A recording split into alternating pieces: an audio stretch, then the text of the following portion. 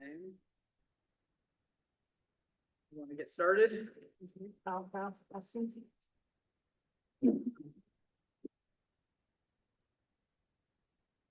All right.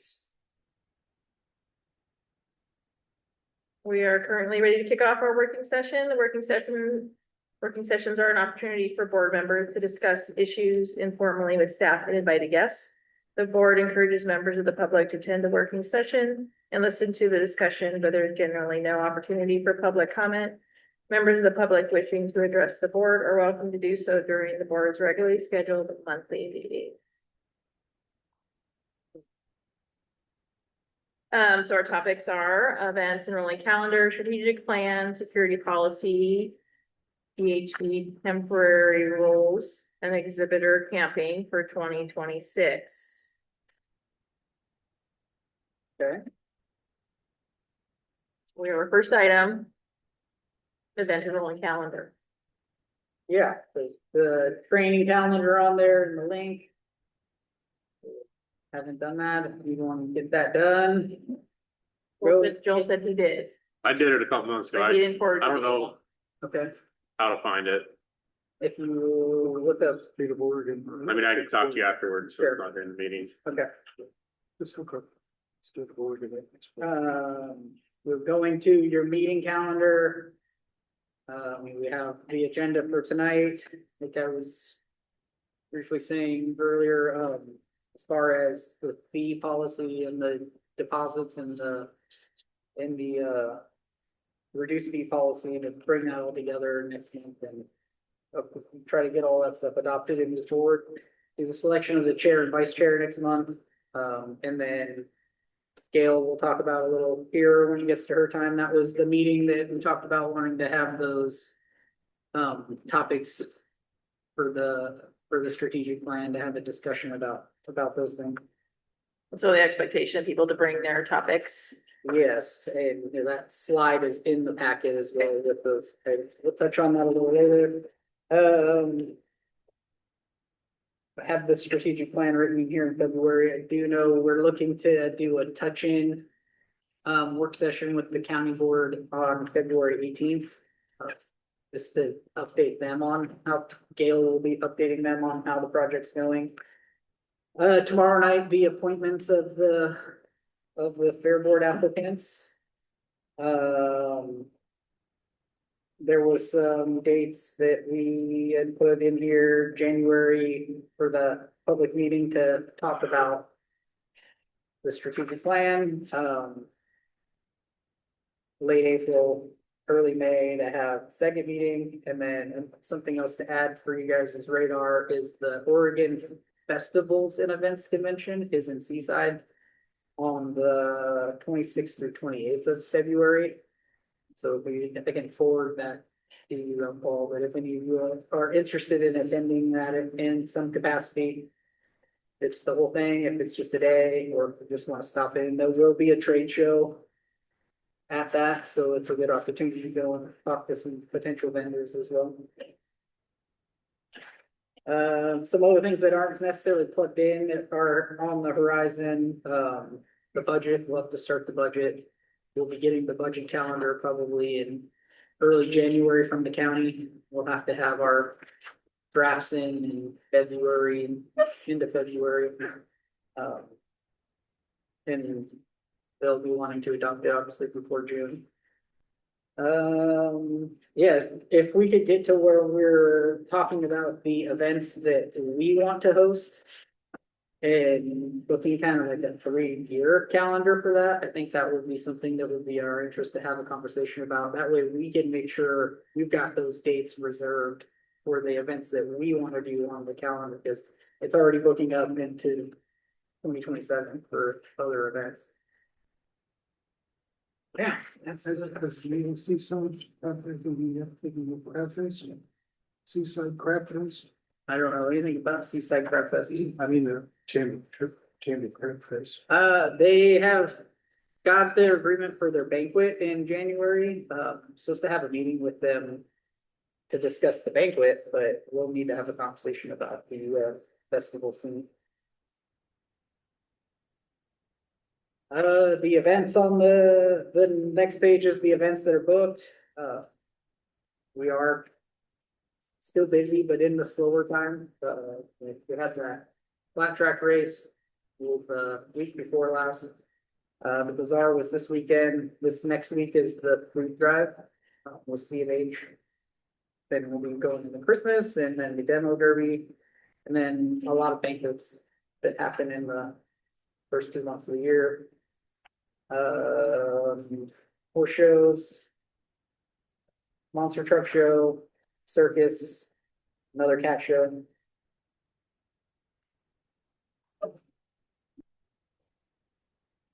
If any questions?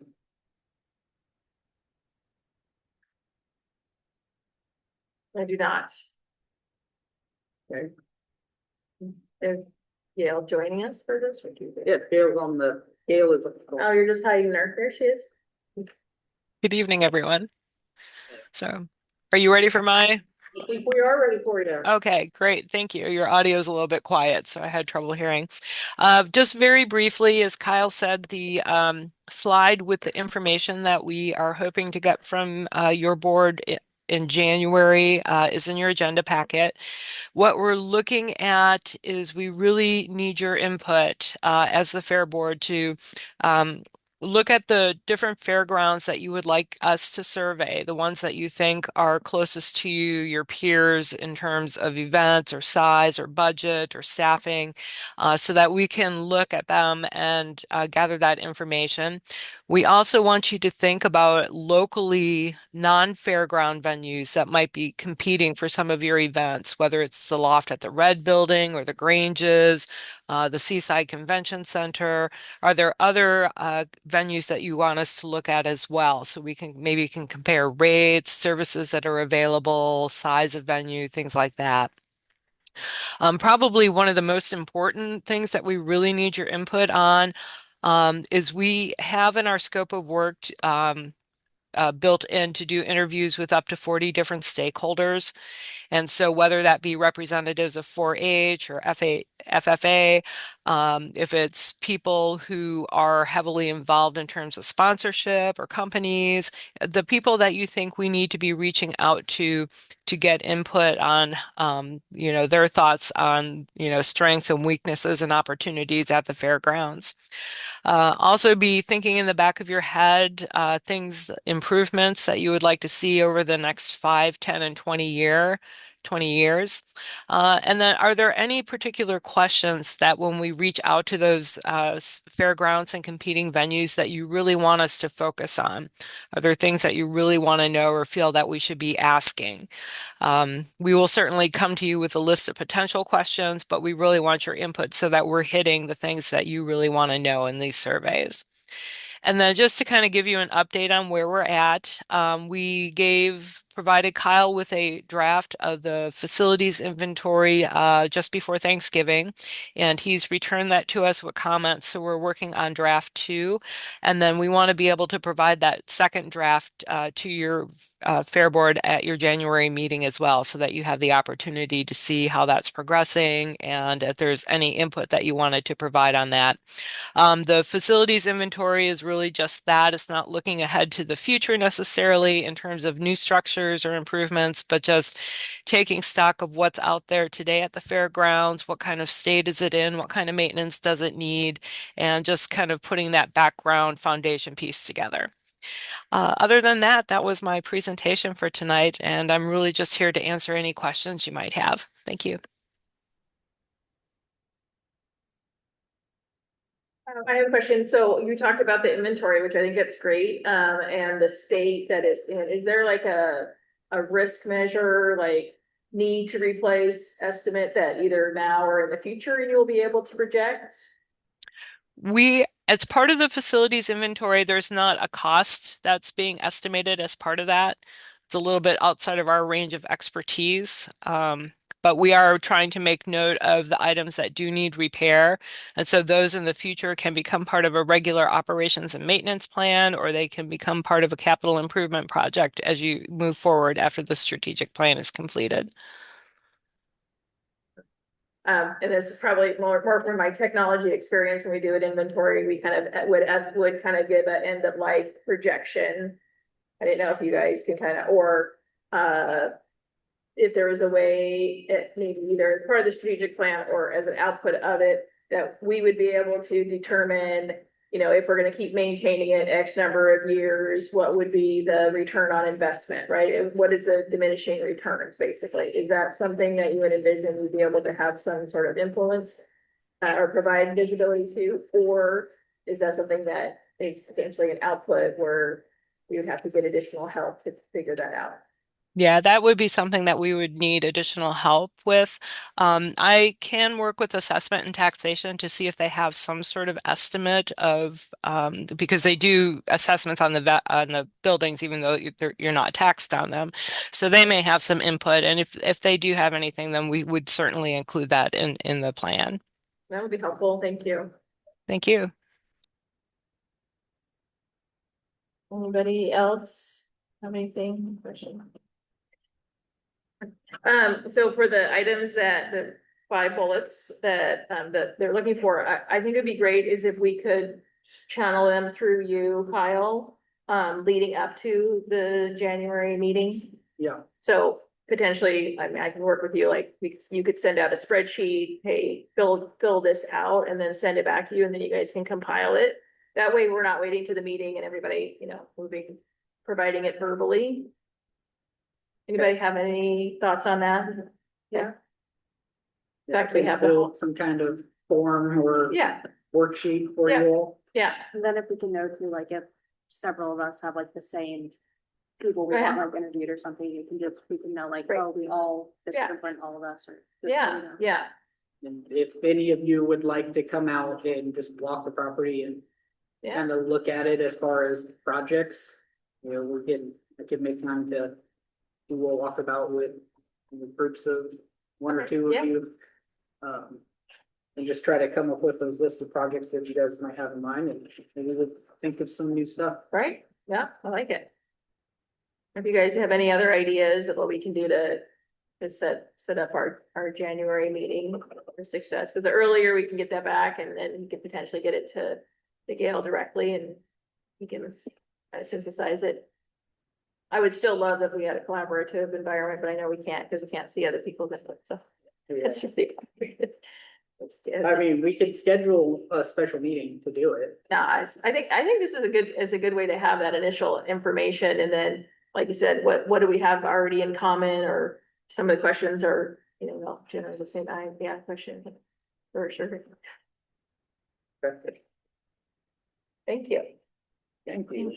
Thank you for your time, and I like your ideas and suggestions. Thank you. Thanks, Bill.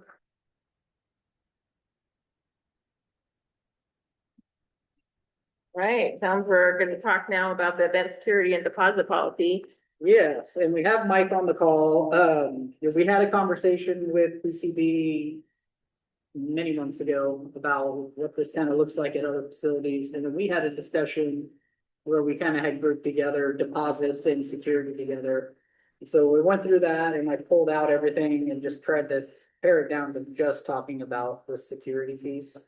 And that's what this draft is, that's in the packet. But, you know, basically, you know, we identified that we have an issue with events that are, you know, breaking the rules and not necessarily being good neighbors when they're renting the facility and late at night. And so this is what we're trying to put in place to address it. And then, I mean, just in general, the protection of our property, we're making sure that people aren't abusing our facilities when they're here. And then in effort to like prevent something from happening instead of it happening and then we have to deal with it afterwards. You know, if we have someone here, we can keep an eye on these events while they're happening. From there, if you guys have any initial questions, if not, then maybe Mike, if you have some input on what you see as how this would work out for us, Sure. Good evening. Can you hear me okay? we can. Excellent. Yeah, good evening. Great to see everybody again. this is a program that we have in place with several fairgrounds across the state of Oregon that face very similar challenges to you guys where, somebody would have an event and either have no security presence or they would bring their own security. And at that point, the security is working for the event promoter or renter, not the facility. And so the facility kind of got left out in their scope of work.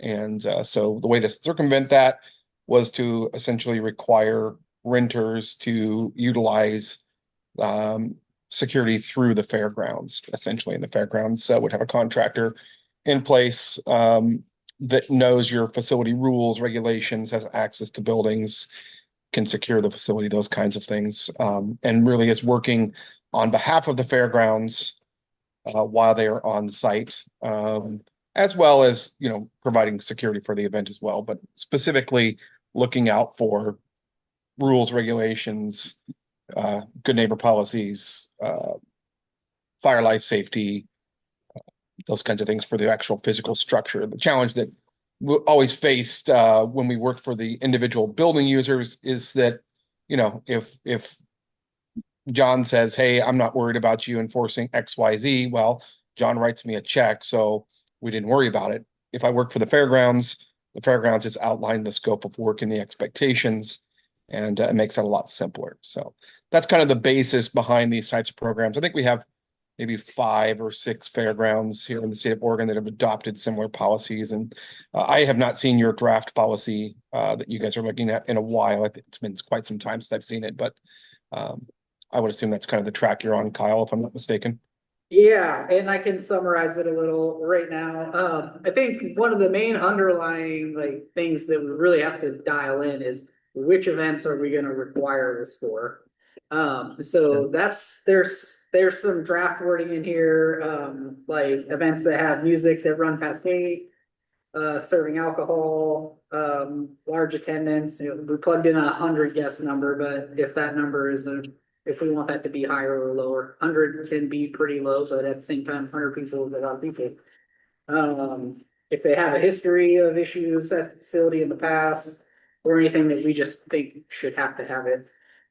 So trying to figure out which of those events need it. The other part is kind of the logistics, like determining staffing levels. Like it's not just one person's not going to be able to cover every event. So different events going to have a different level of staffing. And so there's some language in here that we would work with the contractor about the particulars of whichever event and establish what that level would be. If it's 4 people, if it's 1 person, and how long. Right now in it has wording that basically security is here for all their setup and takedown. I don't know if that's necessarily needs to be in there for a blanket for everything. Some events maybe if they're doing a lot to the facility, but I think it's more important while the event and the public is here, but that's a conversation piece to have. I would say the bulk of our fairgrounds in Oregon typically just run it during guest hours, would be pretty typical. And a lot of them either there are some like Washington County Fair, they have a flat policy that it doesn't matter what event it is, it has it. I think it's a little excessive for a smaller venue. It probably makes more sense for Washington County due to size.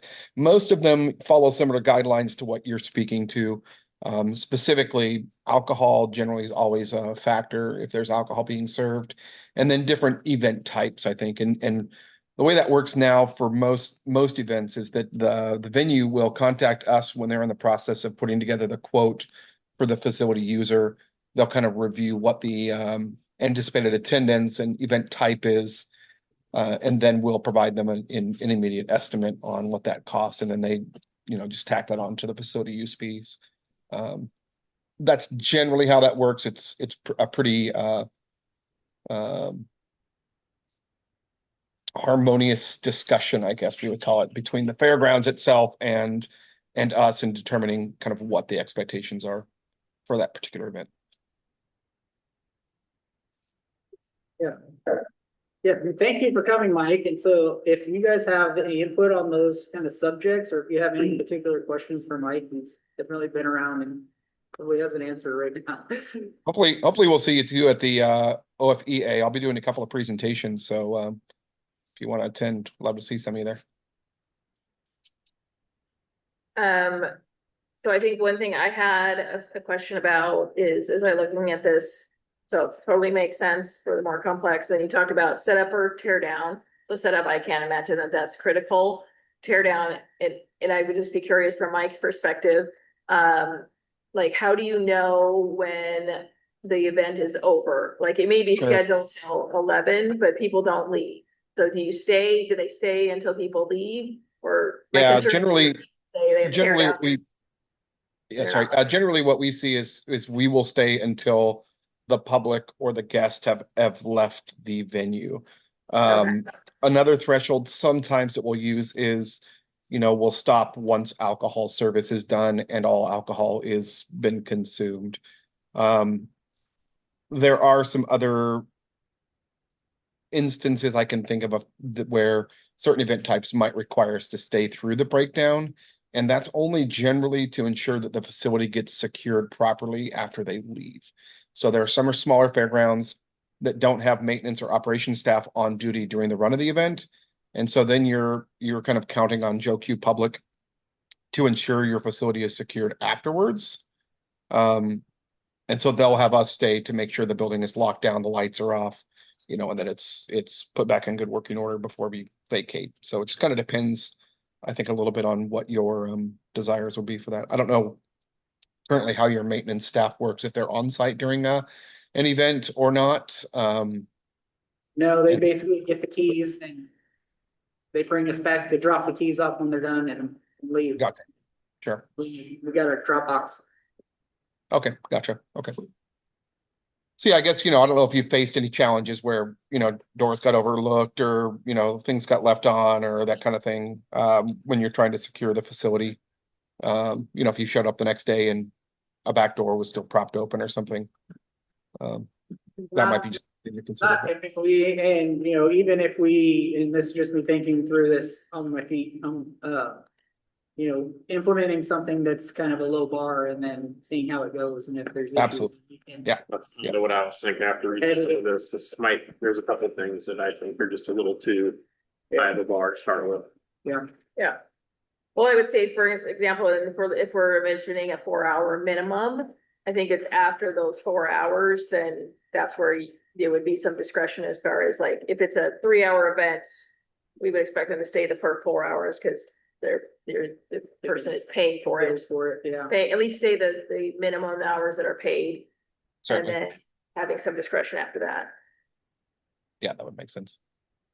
And then for like 100 people, the one thing I think ideally you would have some discretion. Like I'm envisioning like a large daytime memorial, right? Well, then we probably shouldn't need security if there's no alcohol and they're just breathing. Yeah. You wouldn't think that you would also say I need 4 hours of security, so some of those is, the one I went to last fall, it was more than 100 people, right? And it's like, we didn't need security there. And I don't think you would. If it was evening and there was alcohol, that's off the table, but. Yeah. So some of those things like, add some discretion or certain categories or certain things. I think that's probably the trickiest part of trying to draft this entire Yeah. policy is which events apply. Yeah, I would probably say leaving the language a little bit discretionary as best you can and still meet your requirements would be advantageous to the effort, I think. Maybe to label, like you just have some guidelines, but including verbiage that says, at the discretion of the facility manager or something, Yeah. One thing to look at too, Kyle, I don't know if you're overly familiar with it, but there is some new within the past 5 years or so, requirements for what they call certified crowd managers in facilities, and they have a threshold, a ratio of certified crowd managers to patron ratios. I can provide you the verbiage on that law. It's actually fire code. And so that might be something to utilize in your kind of matrix of how many bodies. You might use that as kind of a guideline. But basically, the law is staying now, any public assembly spaces like yours that has an event over a certain threshold of attendees has to have a certified crowd manager present to meet fire code requirements. So that might be something to look at, just to kind of kill two birds with one stone. We do meet the requirements of a certified crowd manager for fire code, so. Yeah, I vaguely recall some sessions on that when I went to the first convention when I first started, but it was like my third week on the job, so there was. Sure. There was a lot to figure out at that point, but if there are some, regulations that require us to do stuff, that would definitely be ideal to cite in this policy. Yeah, I'm just thinking it might kind of kill two birds with one stone for you. I didn't have anything else. Anybody else? Thank you. Thanks, Mike. Yeah, Thank you Mike. betcha. Take care. All right, next one is OEA temporary rules. for the Yes. Virus. So So, are we gonna be on the event security policy? Are we gonna be voting on this in January? Is that what's going on? yes, if I think. Based off of this conversation, I can take one, and if any of you have any specific comments you wanna send me that you think about after this, or if you have them tonight. I can kind of relook at this again with how can we make this something that's like an entry into this type of program? And keeping it, as less impactful as possible, I suppose, for our renters. And so I can work on updating that and then bring it back in a agenda item. And then if there's any revisions you want to do at that time, we can redline it and hopefully adopt it. I think that the one thing that bothers me is music after 10 o'clock, if they control it. Yeah, I think if we're gonna have a 10 o'clock cutoff, let's have a 10 o'clock cutoff. That's my own opinion. yeah, and Because there's no way we can, I have a tough time with it because I know there's like events that we want to do ourselves and we'd like to continue to have music, but I think if you have a band playing that's got drums and electric amps and all that, and it's going to be loud like that, we can't be having that. But if it's like background music or somebody's playing an acoustic guitar or something like that, I don't really see that being an issue. It's, you can't control the quinceañeras, stuff like that, or they get carried away. and that's why having security here that understands exactly what we say, what we mean, like you can have some music, but. I mean, you can't hear it in that hallway, type of thing, like it's gotta be quiet and just kind of some sound, like that. So the people just don't wanna leave. I like the wording you had for that, the 10 o'clock, and then it has to be quiet. Two things that would deter me from voting yes on this would be, number one would be, which we already talked about it, security to be there for setup and tear down. I think Yeah. that's a little excessive. But the other thing that I didn't like was that the fairgrounds will arrange and hire qualified contracted security personnel. I would like to see at first it be any sort of security, that it shouldn't have to be a certain contracted security company. Yeah, but like he was mentioning in the conversation, like when we hire them. They're working for us, they're not working for the group that's gonna be like, oh, we don't pick all of this. I understand. So we use TCB currently, we're on a 3-year deal with them, we did a whole process where we went out and we looked for a security contractor, and they were the ones that were selected. So every 3 years, we would go through that process again. To determine who our agent was gonna be for that time, and we could even we could potentially build like a roster, like this is the go-to. If they're not available or something, then this is the next one or something like that, but you're looking like for just local security Yeah, companies anything that like would that. be able to do it, yeah. I don't like just guaranteeing it to one person and then it's like, okay, well, whatever they say goes, I guess, it's on them. Yeah, And then it just turns but into- they're trained, so they know this fairgrounds. I mean, if you're looking for direction, I think there would need to be then 2 contracts, like the primary and the secondary contract. Because we don't want to have Kyle have to be like, all right, who's gonna do security for this event, right? Well, I know, but whoever's holding the event would hire the security. Well, that's what we're saying. It doesn't make sense for them to because They're working for them. they're paying it. So now they're the employer of the. And if the it doesn't contract. work out, then they can't do it again.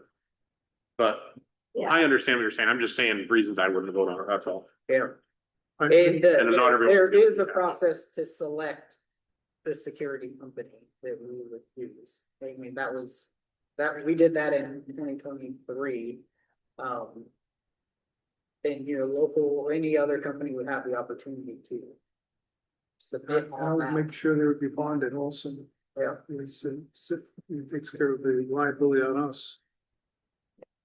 And the one other item was, as you're, going through this, I don't know, hopefully it's easy enough from, your history, but for the last year or two, a list of what events, so we can kind of like compare it, what events would qualify and what ones would not qualify, just, from a number of people. I mean, you could list out, these are just all alcohol, so done. We don't even have to talk about it. It's probably the more of the outliers that we'd be more interested in. Like, we don't like alcohol, that's not a concern, that we know that's already covered under, gonna be required. But some of the outliers, we can kind of look at it from when we're actually looking at the agreement to say, hey, does it make sense that whatever this event would still need to have security? That would kind of help us have some actual events to kind of look at and compare to see if we're getting close to the mark for the way the contract is getting, or the agreement is maybe. And do Yeah. you have a list of like who there's been issues with, like noise complaints? Because one of the things in here is if you've had issues before, so do you know like what people we've had issues with? If they came back to book again, you'd be like, oh, you, I don't have a list of like a specific. Like which event we had an issue with, I wasn't tracking that necessarily, but it's generally quinceañeras. I mean, that's Yeah. pretty much what it is. So- And then I'd say it's not necessarily just the quinceañera, because some of them are quinceañeras, but some of them are just the Hispanic dance, and some of them are a wedding. But they kind of will just get looped into just the quinceañera. They tend to start parties late in that culture and run late. Oh, and also Abby, up until April, when they were reviewing the conditional use permit, the neighbors didn't complain. So Yeah, until they got. Yeah, that's not something to keep in mind too. it, But it seemed like it had gotten much better, like Well, they didn't say, when I they just said had, they didn't complain. before I had started, it was bad, there was like nonstop complaints. And then that like first 3 months I was here, there were a couple complaints, and then every time we rented it out, like we would give them the heavy conversation, like you have to stop music, we can't have the neighbors call, if this is an issue, all of these types of events are gonna be ending at 10 PM. And people, I think, were generally doing much better, but then apparently there were some events that the neighbors had experienced that they brought up when we were talking the Yeah. conditional use permit. And maybe it was just that it was a lot less frequent, and so instead of it being every time it was an issue, that maybe once every 2 months it was an issue, but so they weren't as, there wasn't like real time you were getting notified. no, it's usually the next day or a week later. Well, there's a couple of them. Yeah, but Right here is it. Yeah. Okay, sorry, didn't know we were, that's great conversation. Anything else on that topic? Okay, I think we're very close. virus. Virus, yeah, so, it 2, 3 weeks ago, ODA established a set of temporary rules regarding, EHV horse virus. Apparently there was an outbreak at some rodeos in Texas and Oklahoma. And so then Oregon implemented this temporary policy. It came out and all the fairgrounds were basically canceling events or not letting people use their facility. And there was just a lot of confusion on what this meant.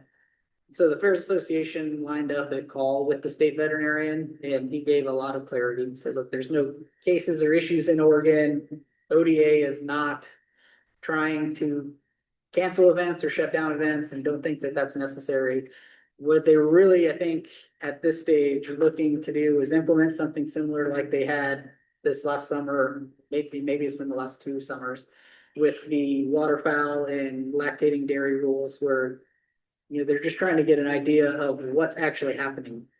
And so these temporary rules, from the conversation with the state vet, was more like having a built-in tracking system so that if there was an outbreak, at least they would know who was there and where these animals went and how to do some contact tracking, more so than shutting down events and requiring every animal to be tested and putting all of these extra requirements in. And so they basically said on the venue side, the only thing we'll be required to do is notify them that these events are happening. They said it's basically just got to be an event that is a contest or a competition where there's a prize or reward. They said if it's just like practices or people just coming out and riding their horses, that didn't meet the need to have to do all this, but still said we should track them. But as far as the notification and the veterinarian and the quarantine and all that stuff that's in the rule doesn't apply to those individual events.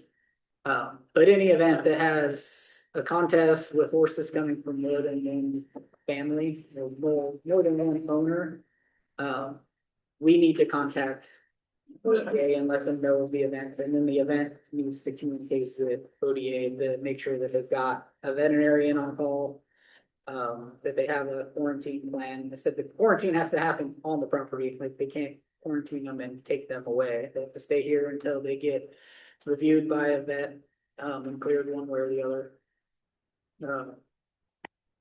They can't just wear a mask. What's that? They can't just wear a mask. Okay, yeah. And then, you know, we probably should put some signage up that kind of shows, you know, what the indicators are of this virus. I put that in this memo. Fever, nasal discharge, cough, lethargy, incoordination, hind end weakness, and difficulty urinating. So if you're seeing those things on a horse, then they should be quarantined until the veterinarian can consult them. So I just wanted to update you all. I mean, we have the Friends of the Fair show coming up. We've got the circus that could potentially involve. I mean, this was a few weeks after our rodeo, but that would have been something that would have had to go into that. So there are a few events that will apply to this for us here. Kind of in connection with this, the state is working on let's say a permanent rule for all animal exhibitions. So not just horses and cows and waterfowl, but basically any event that there's animals being exhibited, if it's a cat show, rabbit show, dog show, whatever, it'll be the same thing. Where I don't think there's requirements for the veterinarian and all that to be involved, but the facility would have to send a form into the Department of Agriculture and make them aware that those events are happening. And then that event has to have communication with them about what they're planning. So that will be a permanent rule that they're gonna implement that will be basically for any event.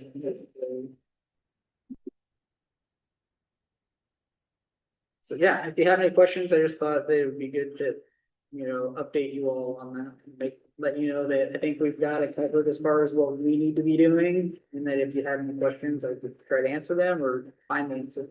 When does the notification end in like May, right? I believe, yeah, I provided the rule, in this. Through 5/17/2026. I know one of the things that was really on everyone's radar when we were having this conversation is that the national finals is now. Yeah. And so I think once that's over and a few weeks goes by, we'll probably have an update from all of the states on the situation and how they're feeling about if it's gotten worse or if it's under control. Yeah, I think that will tell us a lot when it's over. There have been events canceled in the state and across the nation. There were several facilities that just basically said, we're shutting down for 2 weeks while we figure this out. And there's a lot of people that own horses that are just like, it's not really, I'm just not gonna participate in these events.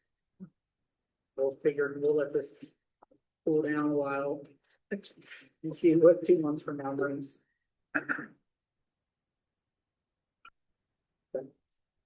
Anything else on that? We're good.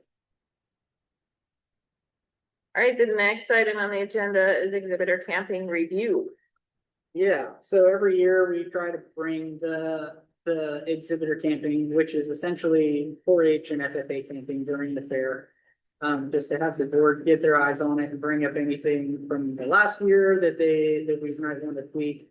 But one of the things that, as I was reviewing our rules and our policy, was thinking a lot about this restricted access into the fairgrounds. My understanding is that it never had restricted access into it. And then after 2022, which was the fair the year before me, where they lost their fair manager, they had an interim manager that had started a few weeks before. They didn't have security at the fair. My understanding is the whole fair was pretty wild that year. After that fair, the fair board was like, we need to restrict people from going into the campground. We need to do this wristband thing. But like, as we saw at this last fair, like there was a lot of information booth office people coming up and just constant revolving door of people needing stuff from us during the fair. And a large majority of that was dealing with camping issues and mostly related to this restricted access. And so it's issuing the wristbands, wristbands in general for an event are pretty temporary and flimsy. And then this is a 7-day event. So there's constant issues with wristbands failing. And then finding out like, oh, my friends can't come visit me at my campsite because they don't have a bracelet. And then they're coming to the office one day, oh, I need another bracelet. And then the next day, I need another bracelet for this other person. So my thought was that, we've had some good consistency with staff. We have a decent security company now. Should we consider removing that wristband policy again? Going back to kind of how it was.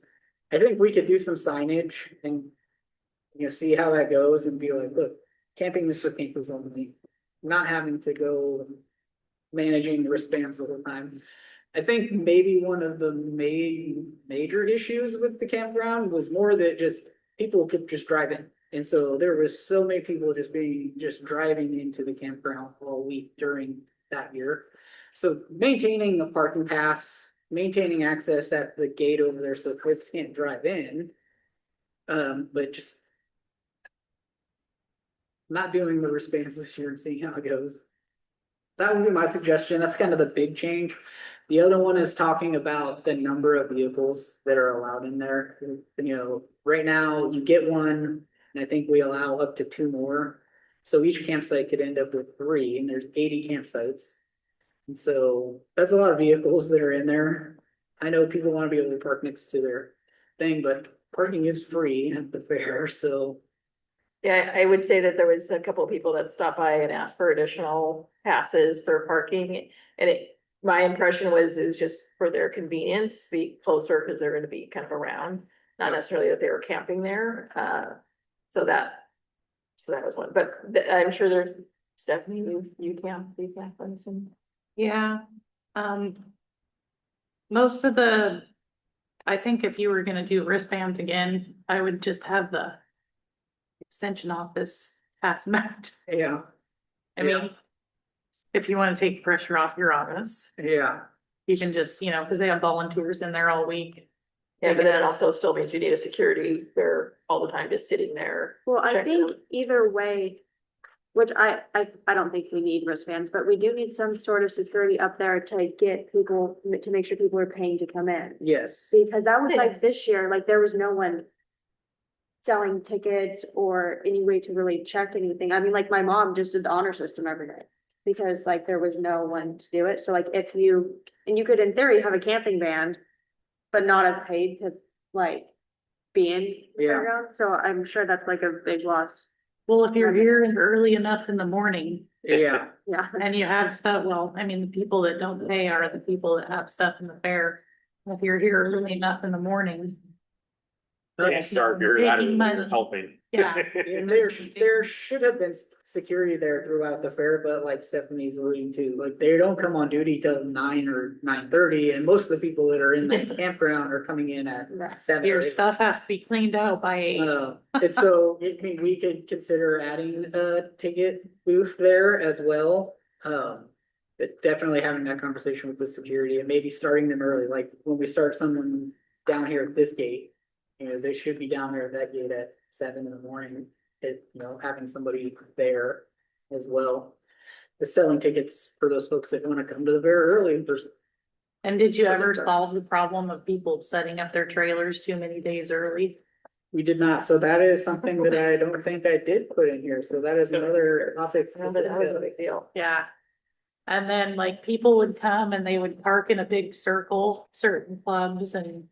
I mean, I'm not trying to be mean or anything, but you know, they're taking up a lot of space. That was one thing I noticed, is we had parked a trailer down there for me to use during the week. And you would have like one trailer and then would have a huge area roped off. And then it even, once you got all those trailers in there, it took up way more room than they even needed. And so there would be like these huge areas, like I remember in the back corner, like you probably could have fit 5 more trailers in there, but it Yeah. just, I mean, it just doesn't. There's not like a sign. It's just like wasted space because you have so much space. I mean, I get why people do it, but it doesn't, Cause they would like park them in a circle like our tables are. yeah, yeah, Just, like certain. yeah. Fine. So Yeah. then you would like make like a box, so you should like, people would like Okay. hang out with us. But like when it's roped off, Yeah. it's like one trailer, a spot for like 5 more, and then you got the, because they're trying to get trailers back in. It's just- Yeah. And I had this when Yeah. we brought our trailer and I had a couple people complaining. Just in general, they didn't know who I was or anything, but just in general, when we're.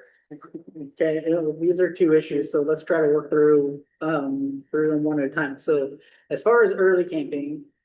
We will do whatever the fair board sets as a policy. If we wanna say, like, you cannot come in until Friday. Or I think it's Saturday is what we said. Yeah, Like, and they people were are gonna- wanting to come in Wednesday, Thursday, and there are a few people that are really kind of key to setting up the fair and doing, like, they're people that are busy on Saturday that they can't necessarily, but there's like 3. Like, we could work with those individuals and get them in. Problem is once they're in, then the gates are open, and so. There's conversation that would need to be had with those particular folks that are. Why does the gate have to be open? Because, I mean, they gotta be able to drive in and out to get to their, Are they starting? I don't think so, I don't think most of them are saying. they're That's the just thing getting is, their like, get them in and then Shut. close the gate, and if they wanna stay, they can park somewhere else if they need it. Yeah, I gotta be That's honest. Like a day. I remember when I was in 4-H, I never once parked a vehicle. I was never allowed, my parents never let me, like, nope, you don't get a parking space here. My parents were the only one with a car. Not me, not my brother, no one under the age of 25 or whatever had a car down there. Right, So I don't know what it's like down there now, but the amount of cars didn't seem like a huge problem It's packed. back then. I think it's gotten better, but again, like, a lot of these rules that we have now are really reactionary to. The 2022 fair, where it was a total mess, like, you couldn't drive a car through there because there were so many cars. How does the spacing work? Let's just say a 4-H group decided they were gonna make a wagon circle with do they have like a certain amount of square feet per camp space or? And That's what I'm so saying. this, Yeah, that's still the second thing. I was trying to be nice about it. Oh, you did a great job of laying out the vendors, you can just go set it. So, yeah, Like, let's no, wrap thank you. up on the early camping piece first. Do we want, what did we say in here now?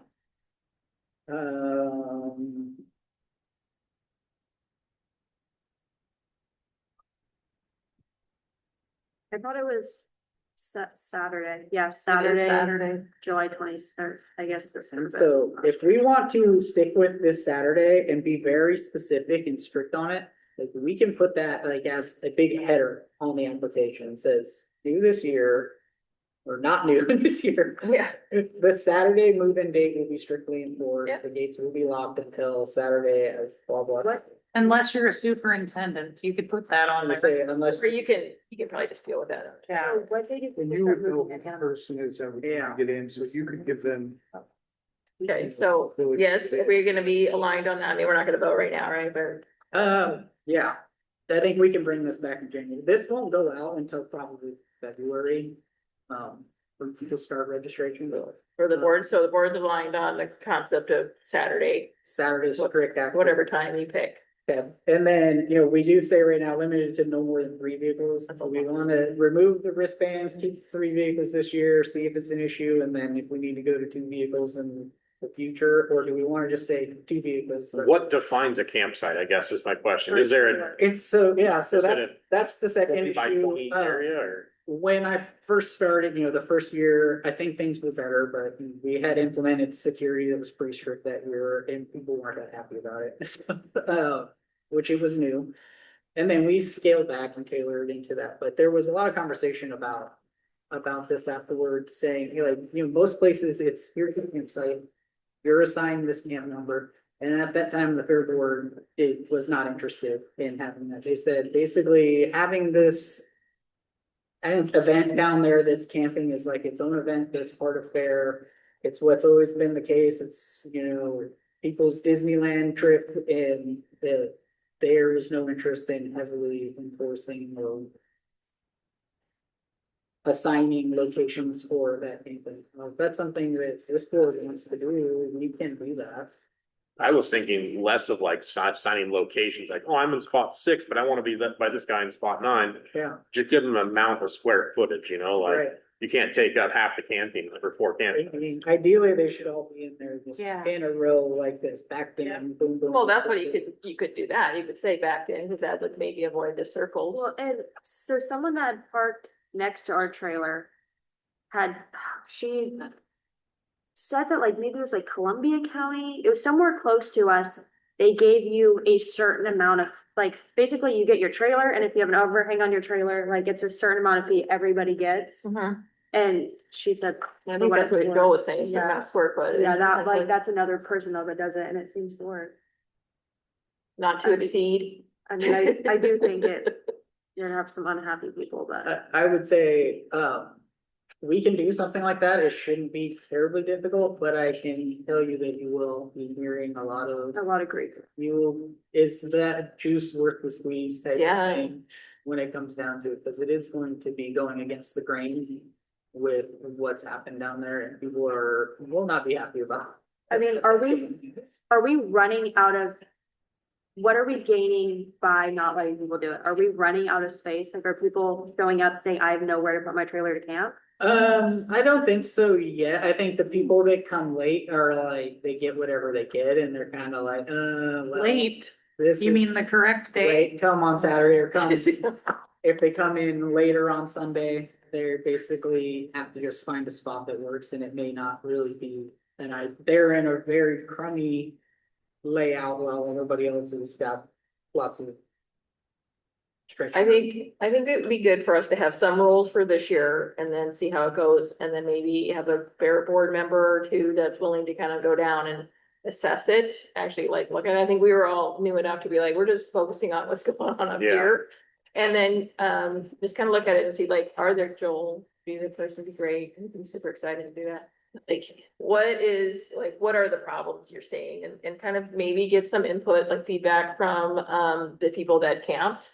Yeah. You know, what are some of the key problems that, you know, need to be addressed in the future? So that way you're gathering input from them, you're getting a visual look at it this year, and that could lead to changes, especially if we can get like a survey from, people that camp, because you know the names of people Yeah. that camped.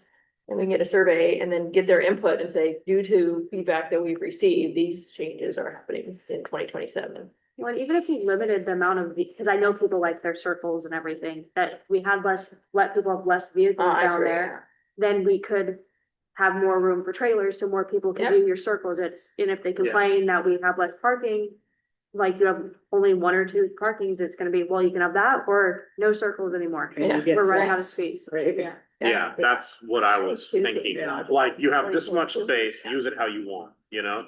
But some of my best memories from childhood, like, there were like, you know, I'm assuming you're referring to like the Bellinghams or whatever, saying like, this is like our Disneyland.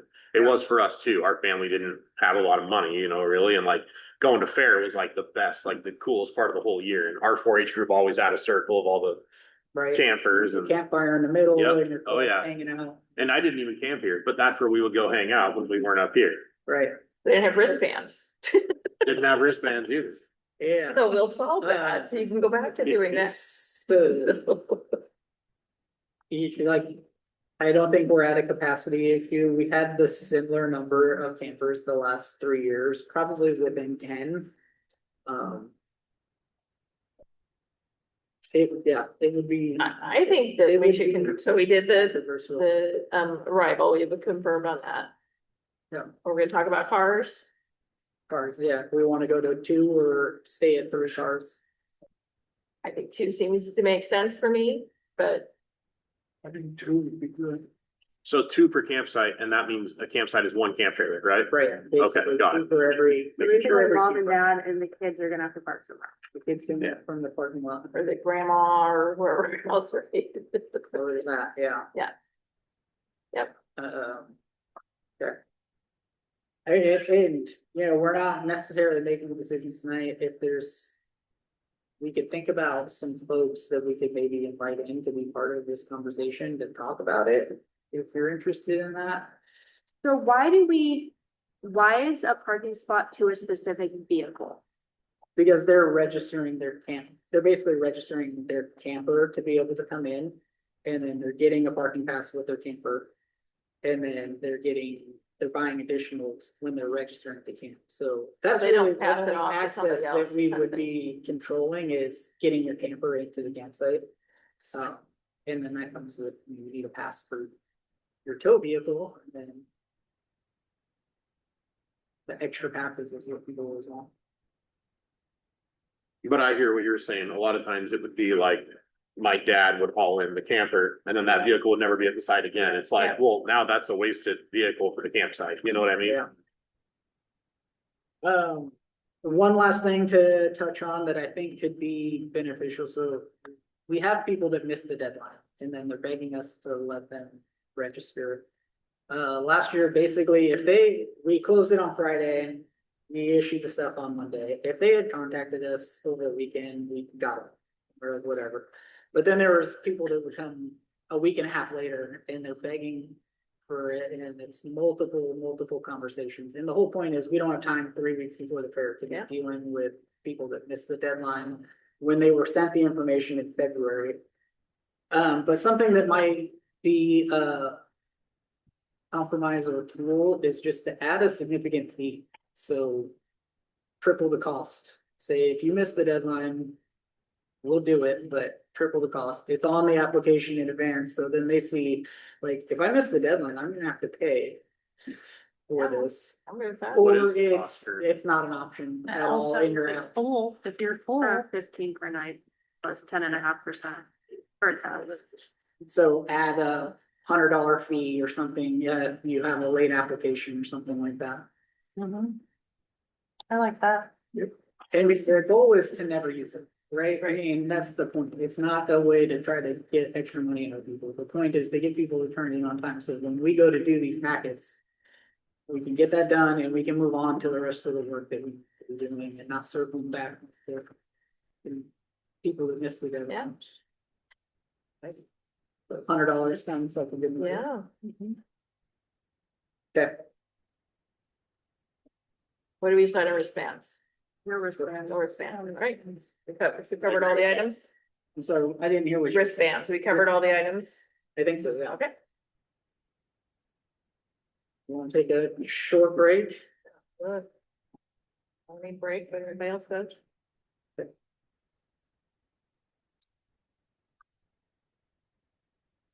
1 minute.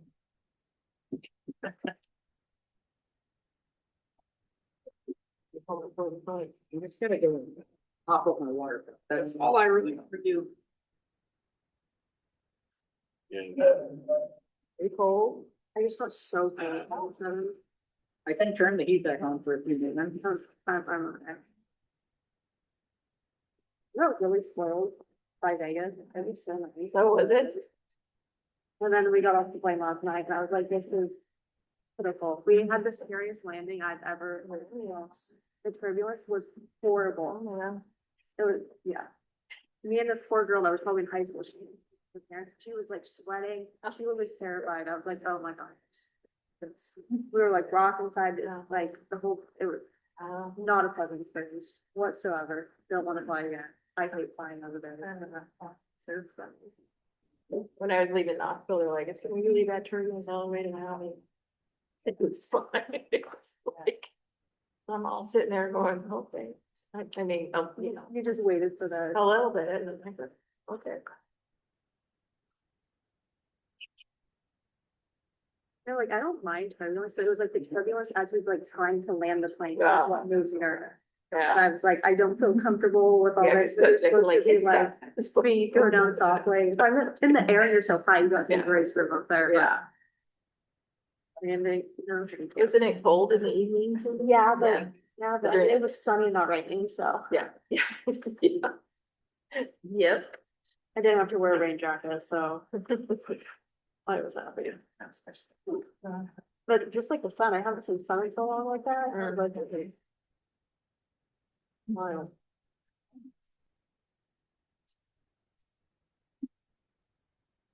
I always wonder why we don't have two packets, one for the working session and one for the business.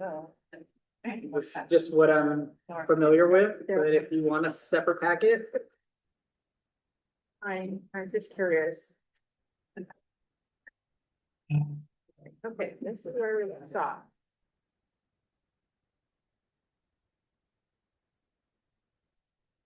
It's cool. I can like totally, I was actually gonna sweat at this. Great. The sweater's like super thin. It's just good like for that. Fish. but it was mid-20s in Denver. Oh, yeah. And then this weekend, which I'll talk about this in my manager's session, I've got to go to Michigan. I've got to go to a funeral, but it's supposed to be in the teens there. The whole freaking week. That's horrible. How to take enough clothes to be warm in a carry-on bag. I had on the inside. Borrow something, Coke. A whole sleeve shirt. Two sweatshirts, heavy jacket, still full of sleep covering. Both for gloves. I bought gloves in Denver.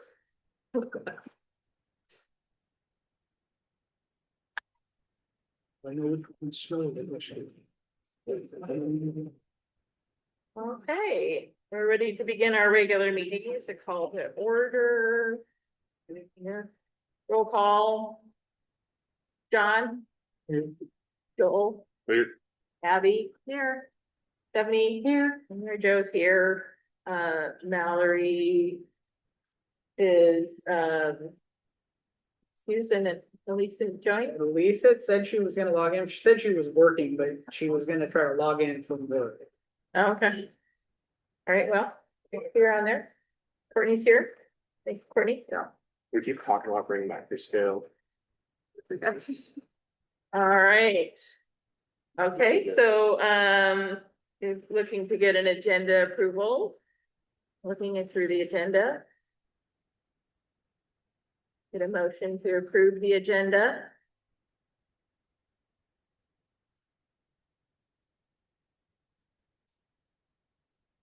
I make a motion to approve today's agenda. Thank you. John, thank you.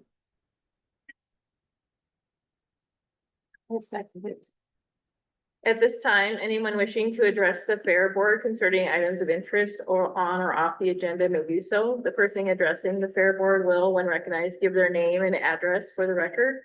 All remarks will be addressed to the whole board and limited to 3 minutes per person. Fair Board members reserve the right to delay any action if required until such a time when they are fully informed and the matter is scheduled as an agenda item.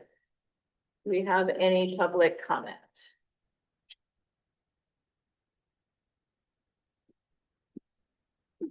Yes, okay, sorry. Okay. you stand up and, state your name and address, please. My name is Rita Blair Allgaier, and our address is 91289 Youngs River Road, Astoria, Oregon. Thank you. Do I? Yeah, you got your 3 minutes. Go ahead and tell us what you would like to address the board for public comment. My grandmother Nettie Blair was been a big part of the Scandinavian Festival here at the fairgrounds on the fair board. During her 91 years. I think it's been 70 years. Actually, she's 91. She moved here when she was 18. So she's been a Clatsop County resident for most of her life. She recently passed. And we wanted to ask about maybe renting the fairgrounds to have her Oh, okay. on maybe the weekend of August 21st, because that's our wedding anniversary. So yeah, if you're interested in renting the fairgrounds, I can give you my card and you can call in the office and we can look at dates that are available.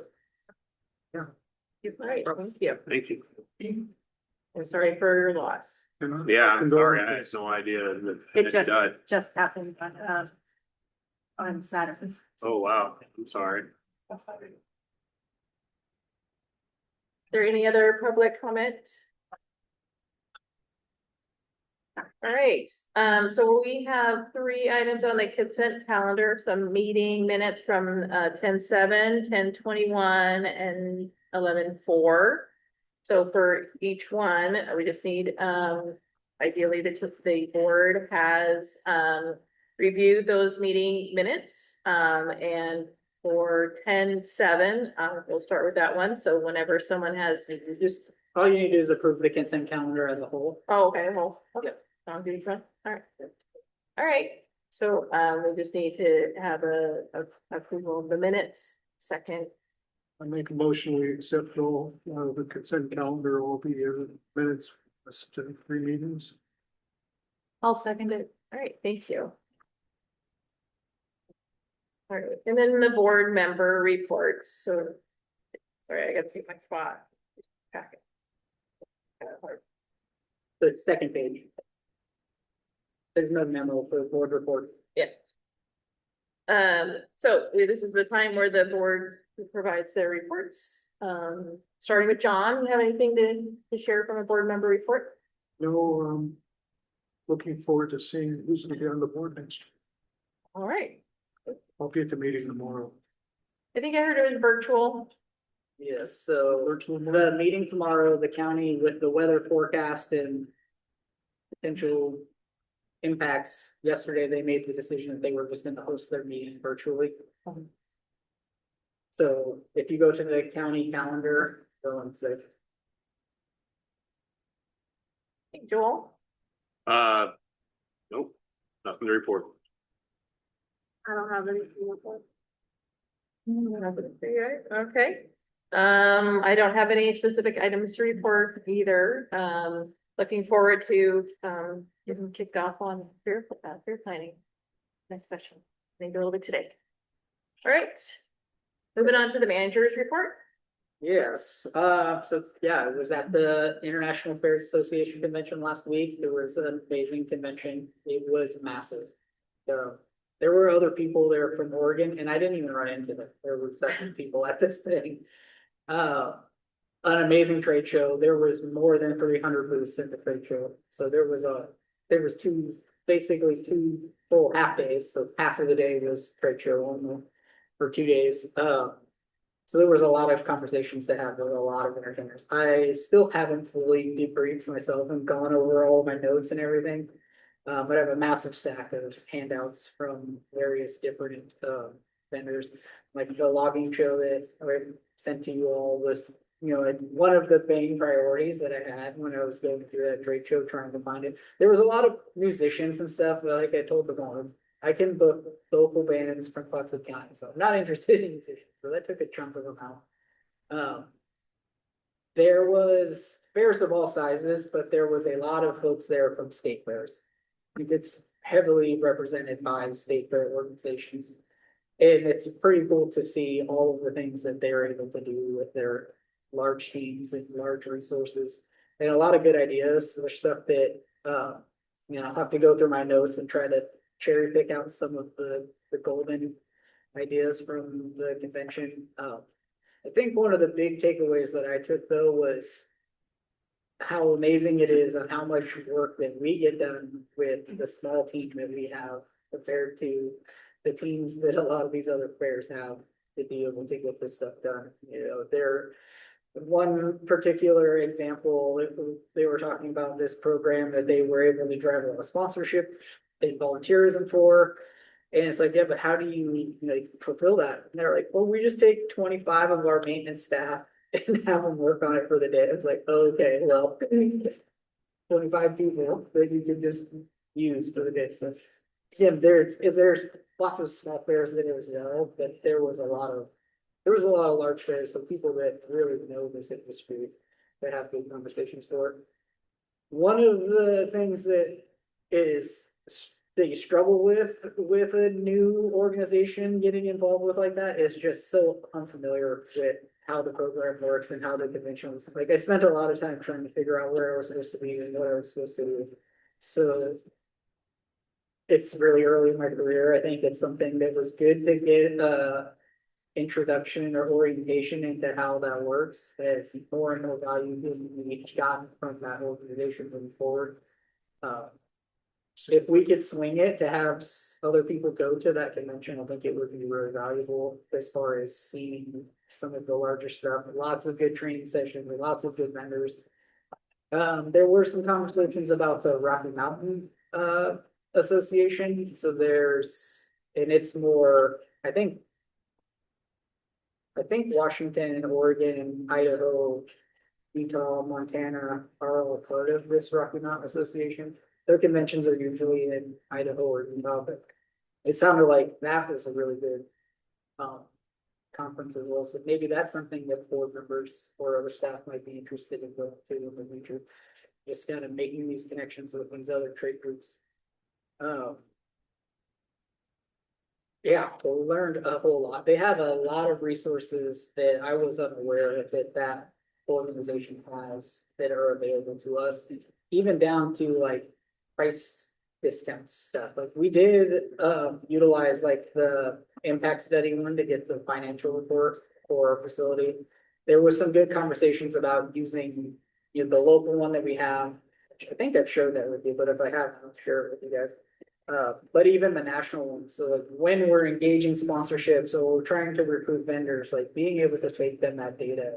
Look, our fair puts 150,000 people through the property a year, and it's generating billions of dollars in income to those businesses and hotels and restaurants in our communities. And so when you're being able to tell that story to a potential sponsor, they can see a lot better why this would be valuable for them. But yeah, it was a really good conference. Again, I'm still kind of like jet lagged. My flight there was 8 hours delayed, something like that. And then my flight back was 3 hours delayed. So the trip was kind of funky getting there and back. And then I've kind of been on get ready for this meeting and get caught up from being gone since I've been back. So I need to take a good couple hours and go through my notes and go through all the handouts. You know how it is, you get a You huge just stack, but did handwritten notes? yeah, a lot of handwritten. Just gonna have AI just take a picture, have it write it out for you. I have some photos and there's a lot of good stuff they touched on. There was open class things, there was foundation stuff, there's sponsorship. Just event, like non-fair event management stuff, security ticketing. I mean, there were so many points to touch on there. So we gotta go through my notes. So it was good. I think it was definitely worthwhile to have them on. And I think if I were to go to another one of these conventions, I can get much more out of it now that I've got an idea of what the program is. But it's a big production. It's not a small, like, it blows the Oregon Fairs Association convention out of the water. This is like a massive, the convention center was huge and the whole downtown corridor, everything was like heavily implemented into the event. And I imagine that's how it is for every event that happens at that convention center. It's like the signage, all of the businesses and restaurants and everything are all connected in with it. So it was quite an experience. Does anybody have any particular questions on it? I'm glad you went. Sounds like you're continuing to learn and Yeah. look for new opportunities for us. The roof is done. We did the walkthrough last Thursday. That I did after 4 hours of sleep. There were a few minor punch list items. It was like replacing the patch that they had done, like a few more pieces of adhesive that they needed to put on, but it was really minor stuff. The guy came out today and knocked out those punch list items. So the project is like essentially complete. I have a meeting with the Oregon Lottery Business Oregon folks on Monday to work on getting those grant funds dispersed to us. And then between CERTA, myself, and the Energy Trust of Oregon, we're working on the energy incentive component of, it's more like a rebate than it is a grant, but we'll be working on that. They want some details on the project. So we're working through on that.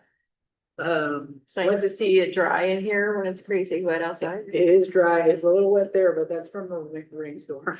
Oh, It was windy and blowy yesterday, I think. I don't know what the final rainfall totals were, but three something. it's a lot of water. Yeah, I Um, would say between 3 and 4 out here. you know, when they were doing the project, there's, this building ties into that line. So they had to pull off some panels in order to reflash that edge. And that was the only spot that I had seen a leak during the project. It had leaked down that center block wall into the men's restroom. Oh. But, we identified that with them and then they were like, oh, there's some screws missing. So they got that buttoned up and it hasn't leaked since they addressed that thing. So it looks like we've got a nice dry building now that should last 20 or 30 years. Phase 2 is another conversation to have, getting that roof addressed. There's definitely a lot of leaks. One of the comments that the roofers had made when they were doing the gutters, is when they removed like the fasteners from the old gutters. There was obviously some kind of corrosion issue with those brackets where they had attached to the roof. Because basically everywhere those brackets were attached to that roof, there was significant corrosion and metal failures, which could be a large reason why the perimeter of that building has all those leaks that are coming down the rail. It's literally from where those brackets were. And so we have to figure out what the solution is going to be to patch all of those up. But we'll start talking about the specifications for what that second project looks like, and then we'll have to figure out funding. It's gonna be another expensive project to do that roof, this is about 12,000 square feet, 15,000 square feet with the kitchen and restrooms. That's like 40,000 square feet, so it's more than double the project. Yeah, the other things to just touch on, I will be traveling. I'll be out this Thursday and Friday. I've got to go to a funeral out of the state. There is no events this weekend. Next week, the gift and toy drive will start moving, so never a good time to have to go to a funeral, but there's nothing happening, so. And then the other thing that I didn't put on the agenda, but if we could discuss the logging show in the petting zoo. I did work on 2 handouts for you all. One of them is a map, and it's basically like the spots that we need to or could have activities to book something to go to. So starting at the top, this 100 by 60 has traditionally been like the little kid area. One of the things that I kind of have in mind is moving that little kids area like up to where we did the archery and axe throwing and stuff. And just the main thing in my mind is that it's kind of safer there. This is a road. People are driving through there. The sound guy ran over a bunch of the kids' toys. But it also like the kids are gonna find that area. They're gonna go up there no matter what. Like it was hard to get people to pull up at that area. That being said, if we want to do archery and Pelicans again, that is really an ideal spot for it. Maybe we can figure something out to still do a both up there.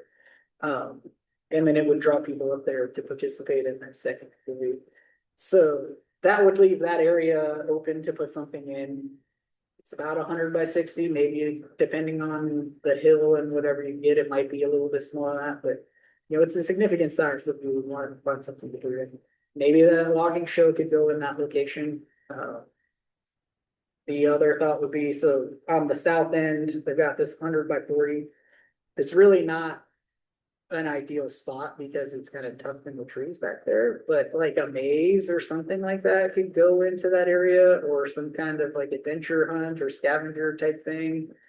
Some kind of wooded, I don't know, that's an idea of something that we can do that maybe might not cost a lot of money. And then the 70 by 120 is where we've done the mud busting. Do we really want to do mud busting for the third year in a row? Do we want to try to find a different activity? Do we want the logging show to go there? You know, and something maybe that we could find that we could really like market as come to the fair for this activity. You know, mutton busting, people are like, cool, there's mutton busting, I'll do that while I'm there, but they're not coming to the fair for mutton busting. They may come for different carnival or whatever else.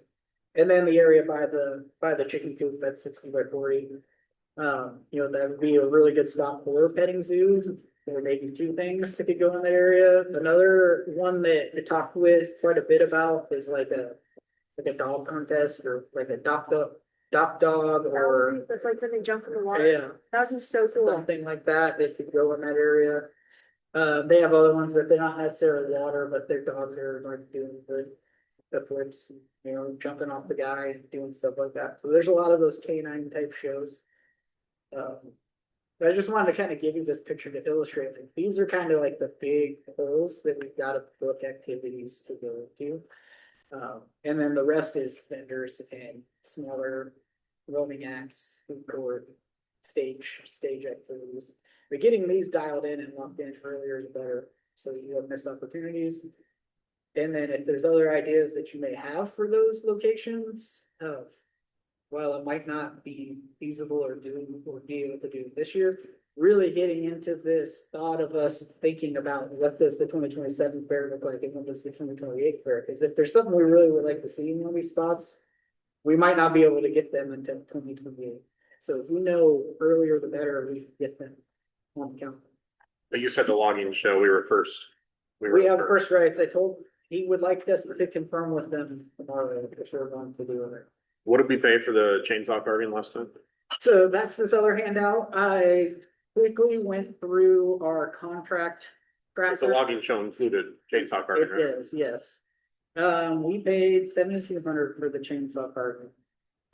And we're only a 4-day fair, so it's only double that the whole logging show.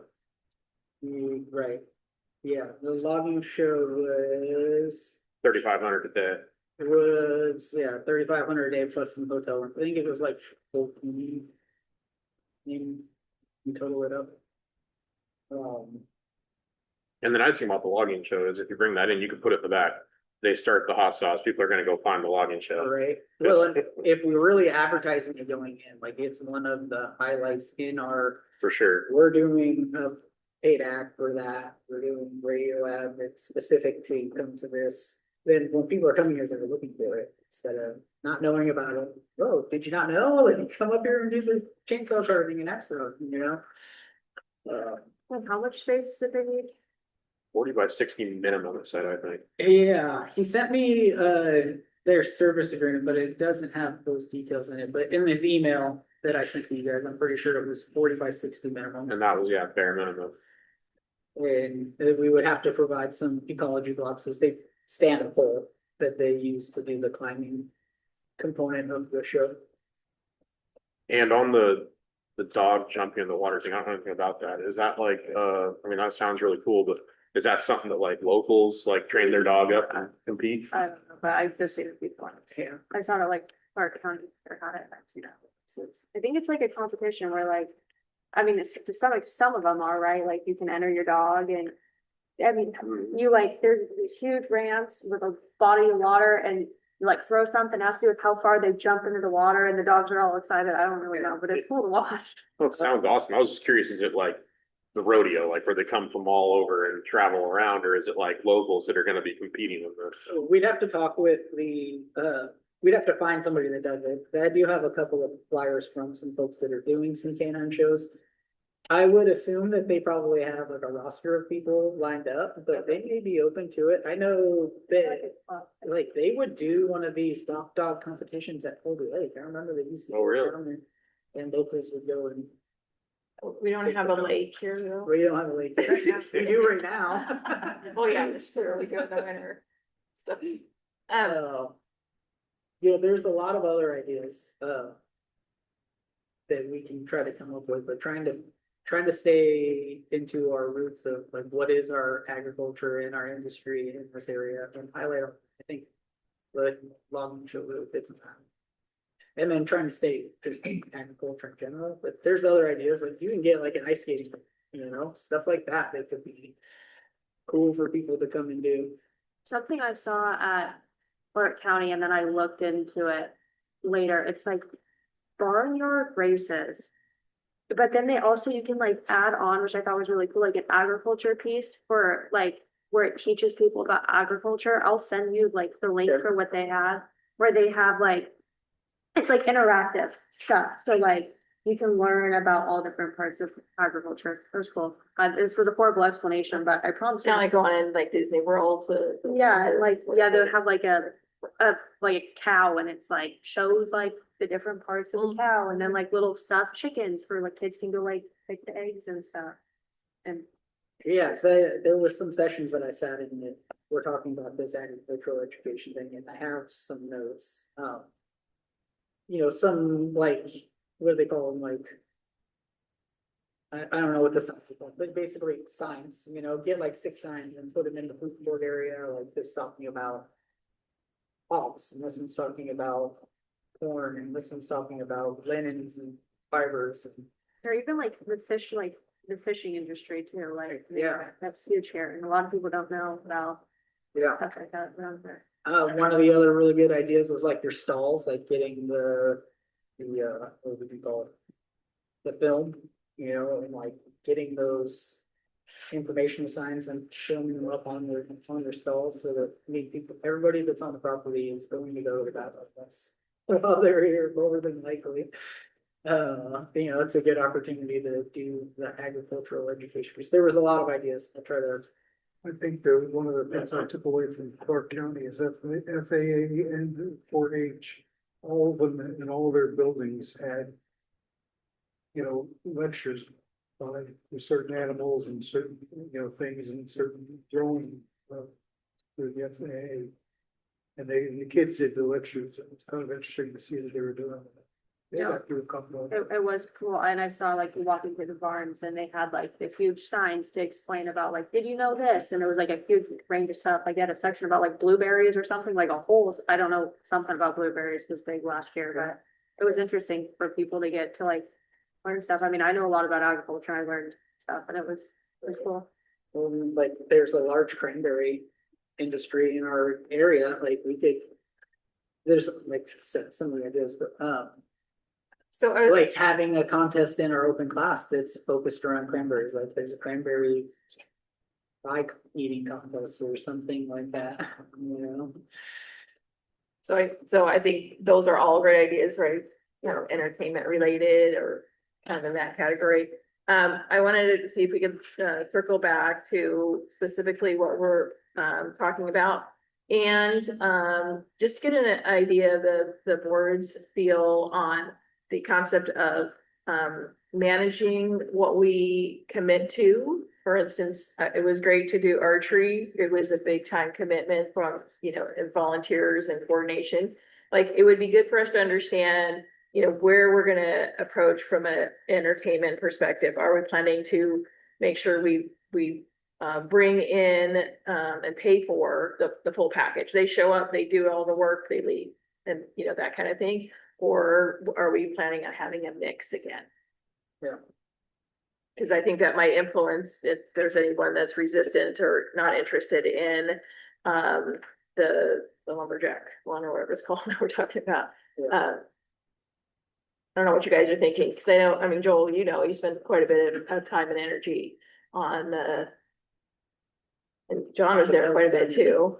It did take a lot of. Well, I guess I don't quite follow what you were asking there. I'm just trying to, as we think about what our entertainment is, are we gonna do things, so are we gonna still have things where we need the board to actually run and provide, Oh, I see what you're saying. volunteers for? Or are we gonna purchase, get an agreement, they show up, they do it all? For sure. Yeah, in my opinion, ideally, that would be the case. Okay. Right. I think that you're definitely. Like, if we do the kiddie zone up there, that's pretty much covered by, there's really nothing we need to do. Yep. So that covers that one. If we do this lumberjack show in one and we do a petting zoo in the other, that really only leaves one space. That we still have to figure out something to go into. And so finding whatever activity it is, if it's something like the canine, or if it's something like the barnyard races, that was another one that I have some handouts on, and there's many companies that do it. It's either, a lot of them is piglets that are, doing a race around the track. Something like that could go in. I think this area over here in this little wooded area, it's something that maybe we could try to build something to do that would not involve. It's basically like a choose your own adventure thing. It's not like we need to be there supervising people through it. But that's something we can talk about a little bit later on. But ideally, yeah, that's the case. Get early enough start when we Is just that senior the stuff projects is and make stuff turnkey. for that.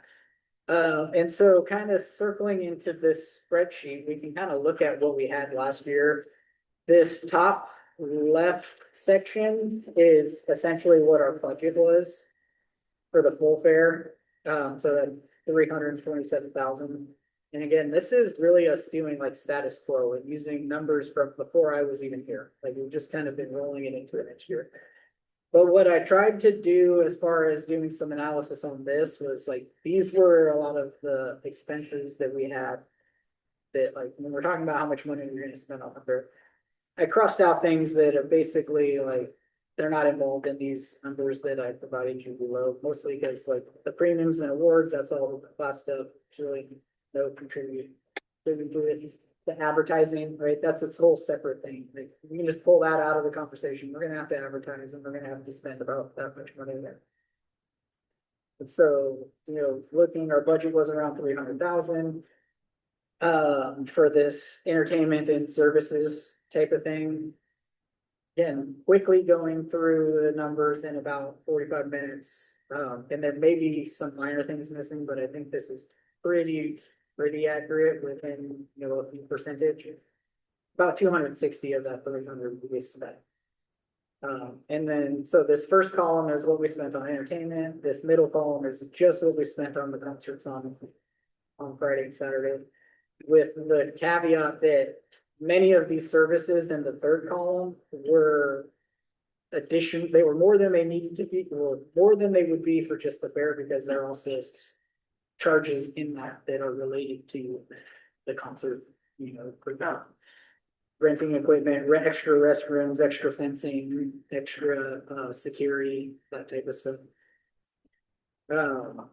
So if we just focus So on. just focus on the entertainment line, Yeah. yeah. Mhm. So like the bounce and battle, that was the inflatables, we won't need to be doing that, so we can pull that one out, and that one wasn't really turnkey, we had to find volunteers Right. and manage and job for. Feed 'em.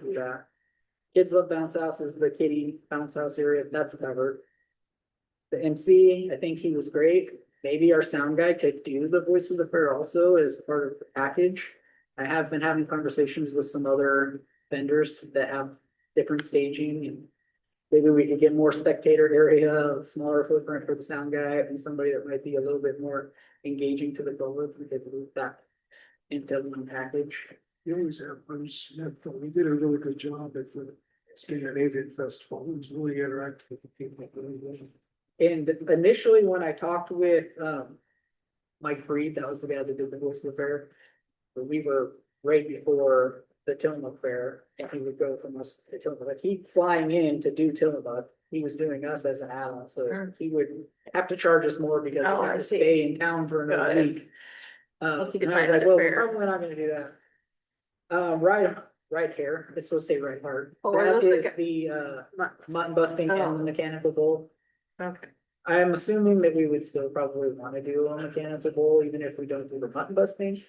But there was another guy that I talked to during the rodeo conversation of this. He was basically wanting to buy a booth to sell mechanical bull rides. And so we could look into something like that instead of just having it be free rides for everyone. It'd be Yeah. a change for people, but it is also for typical. Maybe there's a period of time where we could get it sponsored by somebody to offer. I mean, free rides they're for going over window. to the carnival and paying for a ride, it's. Yeah. Yeah, Eh, not to circle back to the convention, but, every conversation was, from every facility was about generating revenue, right? That's the number one focus on everything that these facilities are doing, because they have to generate revenue in order to be able to Right. do what we're trying to do here. And a lot of the stuff that we have in this entertainment list is non-revenue generating for us. It's just an outlet, it's not an in. The magician, that's our local magician. There's a lot of magicians that want to perform, but I really do think we should support local magician. Like, we should be supporting our local artists and stuff as much as possible. I think he does a fantastic job. He doesn't, this got new content all of them.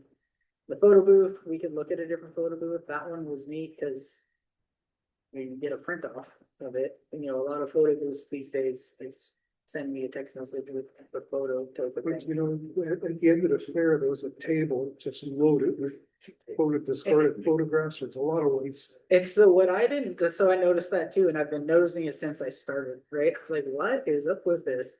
What I found out this year is that the machine runs out of film. And then when he comes back, cause he camps here, and then he comes Oh. back and when he puts in the film, then it pops all the ones out Oh, that yeah. are taken since it ran out. Oh. I was like, oh, that's what's happening. Like, make sure you shut down and It's, say how to service Yeah. or something like that. Reptile show, I mean, that was only 2 days. So for the full week would be more, obviously. If you talk to him, he has a walkthrough charging, reptile, Yeah, mobile reptile thing. He'd probably do it for. so, that could be something to think about, like, if we were to do like a petting zoo in this area and then have the reptile, but like we could put both in that location. Something like that. Roaming acts, we paid 9,200 combined for the roaming acts we had. We paid 7,200 for the chainsaw. These ones that have no cost that have no dollar amount were no cost items for us. So the ride truck paid us a percentage. It was a very small percentage because he kept everything up until he made so much money, and then we split everything going up for that. Which was the compromise for us to not give him guaranteed money to come. Yeah. This is the better deal for us. The Army and the National Guard came out for free. Lower Plunder Preservation really just paid us some displays. We spent about 500 on bingo prizes. This B stage sound is one that I want to have a serious discussion on. So that guy's price was great. This 14K to do everything all week long, provide the stage, the tents, and run the sound all week. That is a good price.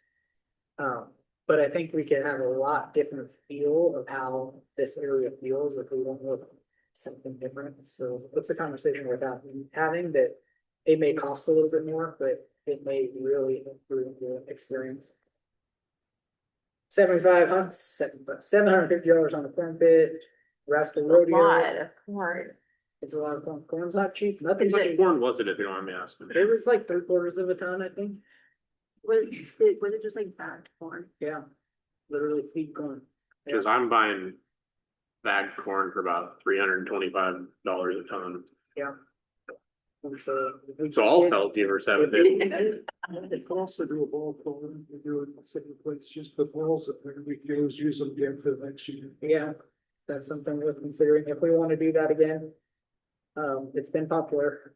I mean, you can put sand in it and we'll do a sandbox. Yeah, but corn's fun. Corn's fun. Yeah, I think we could probably find corn We could better, but definitely we would find- have to travel to go get it, everything. I think we can, but later on, I think I know somewhere I can get corn a lot cheaper. The Rascal Rodeo, if we wanna have to do that again, I think we've done it 3 years in a row. I think it's been popular. It's a good thing. It's really something that should be 100% sponsored. So I think if we wanna do it, we should really try to engage the sponsorships now before committing to it, like, get the sponsorships and then commit to it instead of committing to it. It seems like a no-brainer for a lot of these organizations that they would want to pitch into it, they just need to be pitched. But then again, a lot of those organizations do not have a Medicare cuts, all of those issues, maybe make that a barrier point. Then we had to pay for some extra insurance when we did those other events.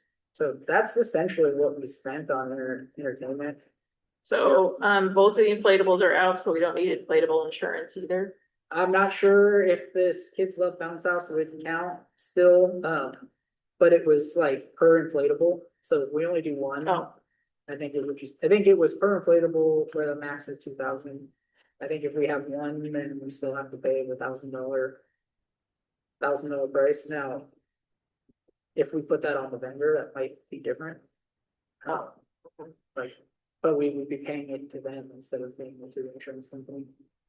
And what's it, where was the Kids Love Bounce House? It was over here. Oh. They manned it themselves. Oh, Yeah, and maybe, yeah, they named it the really, like, the golf. okay. So, I mean, the slice of the pie that we had last year was approximately $8,000. If we're talking, 14 of that to the slogging show,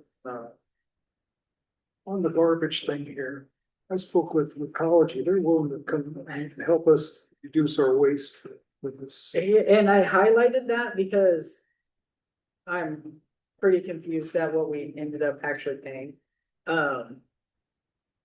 Because their quote came in at this like $8,000 range, but then the invoices that Kristen paid for this were only like 2,500. And so I know we were going through something for like a nonprofit fee, so I need to get some clarity. That's like a max. It may be, I don't know what happened there. I need to talk with her. She's off this week, so I wasn't able to confirm like what actually happened with that one particular line. But it may have been more like 20,000. But we worked with her because she's willing to bring all recycling containers out there and put an extra, for cardboard and for the carnival, an extra air up it, we'll charge for the cardboard. Nice, You need to talk with her beforehand. yeah. So if we keep focused on entertainment, I think there are still some things that we're gonna follow up on later, figuring out if we're gonna move forward with mutton busting in the bull riding. Yeah, Or move that out, get rid of mutton busting. We don't have to decide on it today. I think we can have those conversations. Yeah, like I said, I think not today. No. The two that I really would like to confirm are if we want to do this petting zoo and if we want to do this lawn show. Then we can fill in these other ones. How much was the petting zoo? Looking at the number, so 6350 for the 4 days. And then how much room do they want? It says 20 by 20. I'm assuming that's like a minimum. Yeah, sure. And I think their tank is a 20 by 20, but if they were on a 3550, which would probably fit in space just fine. And are we voting on that even though we don't have the? That, Are we voting on that today? I don't think that we necessarily need to vote on it. I mean, we don't vote on every one of these things, but if I know that you guys are like, yeah, do it. I just don't want to book something, have you guys be like, well, why did you do that? Why didn't you talk to us? Yeah. But So those are two things, the petting thing zoo, do. yeah, and the walk at stream. Plus, Can we disperse it? Does anybody have any concerns about moving forward with the petting zoo? Nope. Yeah, I'm excited about making sure we have some things over here that'll pull people away from the carnival, which will actually then hopefully increase the amount of vendor visited and food that is purchased over here, so. did hear many times, where's the things? I did. I know. Heard them, yeah. I sent them to the barn. Okay, well, I think it sounds And the like you guys are lumberjacks good as with well. it. I'm gonna move forward with these two conferences. I mean, those, I mean, that's 50% of the large activities that we do. We can talk about mutton busting and other activities as we get into committees. Well, and or- especially as we look at the cost, right? We're moving some things out and bringing things in, kind of, it would be good as we keep having that running total of the previous years and where we are so far and what we have available. Not that it's a set amount, but if we do a comparison year over year. Okay. Thank you. That's my update. Sorry, I know that kind of took over the update with some fair stuff, but we got it done. Okay. So we had, I'll go for the next one. Oh, the next one is so we're on the business agenda, consideration of requests for natural resources dinner. That would be it. All right. My statement. Yeah. This Vice Chair, this is to the board, County Fair Manager, Commissioner Banks. Appreciate you guys hearing us out tonight. I'm Lindsay Davis with Hampton Lumber. I come to you tonight as a member of the Classic Working Watershed Cooperative and Oregon Women in Timber, which are the two entities that come together to put on the Natural Resources Dinner Awards and Auction every January here in Clatsop County, where all funds raised are split between the 5 high schools and 7 program areas to benefit natural resource programming and including career and technical education. So that includes your FFA programs, your fisheries programs, forestry programs, as well as the CTE programs that are available in those schools as well. We had saw 5 years ago when we started this program, we benefited just the Warrenton High School fisheries program. They actually reached out to Hampton Lumber asking for help getting a generator replaced at their facility. And the idea was born from Savannah Bigelow, who was a freshman at the time, to put on a surf and turf dinner and fundraiser night, and it worked into what it is today, which has now benefited all 5 Clatsop schools and has raised over $600,000 that's gone back into those programs of all 5 schools. The Clatsop County Fairgrounds and Fair Board have been instrumental from day one in the success of that, providing the space here that we use to host over 550 community members and business members that come here and raise their paddles and buy all the things for the kids. But we have Jenny Johnson, she's with Oregon Women in Timber, explain why we are here tonight and kind of where we are right now with this year's fundraiser event. Thanks, Lindsay, and hello, everyone. I'm Jenny Johnson, Oregon Women in Timber, and 92080 John Day River Road. Yeah, so we have had amazing community support for 5 years now, or this will be the 5th year. And we've gotten Fair Board support in donating building, basically waiving the fee, which is essentially what we're here tonight to officially ask you to waive the rental fee. One more time, we have strived so hard to get food donated, drink donated, and we've been successful. We have people actually asking to be sponsors of this event and to donate all the food, drink. I have centerpieces donated. We have this year a catering sponsor, so we've always had to pay the caterer out of funds, and we've really strive to keep our costs at 10% or less. And this year we have a catering sponsor, so we have potentially a little more costs with beef prices this year that we may be asked to pay for some of that, because food prices, as we all know, have gone up so much. But we would love to ask you tonight to again waive that fee. It's just amazing. This has kind of taken on a life of its own. As Lindsay said, we raised over 600,000, and last year we were able to distribute $10,000 more, so $150,000, 25,000 to each program. So we're looking to meet or exceed every year. So really appreciate if you consider waiving the fee again. We are on the calendar for January 15th, Thursday evenings, and we have already sold out. Actually oversold a little bit. We are looking to maybe put a few more seats. We're working with Kyle to see if we can get people to bring in chairs or something, because we have so much interest in this event. It's really been a wonderful blessing to be able to use this facility. So that's what we'd like to ask you tonight. Thank you. Thank you for that. So how many years has OWIT been doing this? This is the 5th year, 2026 will be the 5th year. And what time does that normally end? Time of day? It's in the evening, 5 o'clock. like 5 to 9. And starts at 4. We got everybody out of here at 8:30 last year. Did we ever have any complaints on them? Do you remember? No, there's no music. Yeah, It's just speeches and. and then how many people normally attend? About 550. Was there ever security? It was some. See, No. that's what I'm getting at, the security. Well, okay, anyway, it doesn't matter. But it is- Plenty of school It is a very- employees there. Yeah, absolutely. I agree that that would be good security. Okay, sorry, those are my questions.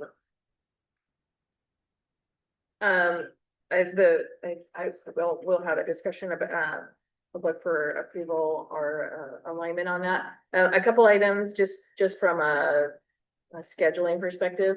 I'd probably encourage you to come back earlier in the year to make your requests. I'm assuming this has been on the calendar for some time, just to be proactive, on that. Want to make sure we don't cut it so close, close to the meetings, but as just want also to keep in mind for next year, the board is evaluating options to make sure we have an even distribution of low cost or discounted events.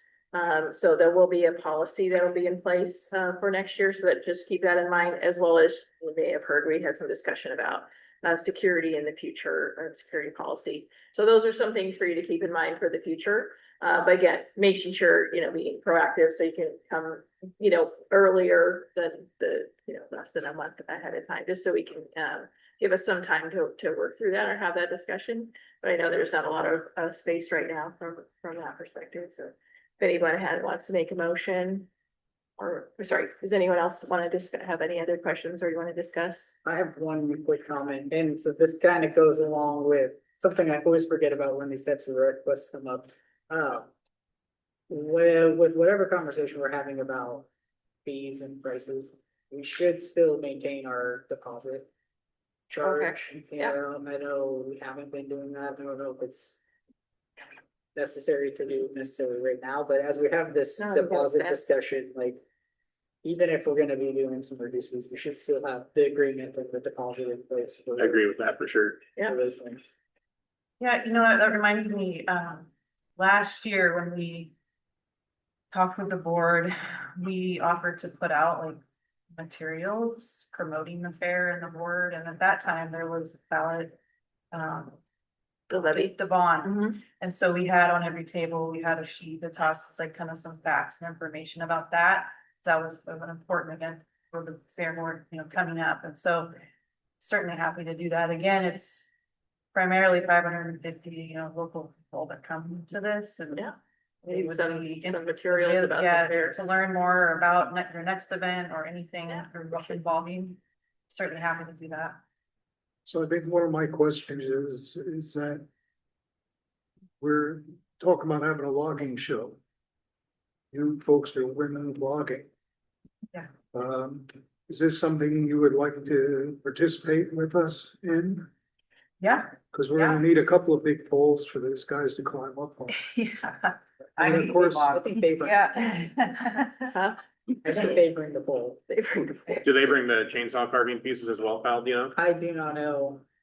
Remember last year, that was kind of I think when I did ask them, I was trying to get answers from the guy, we need to provide wood, he said it's all turnkey.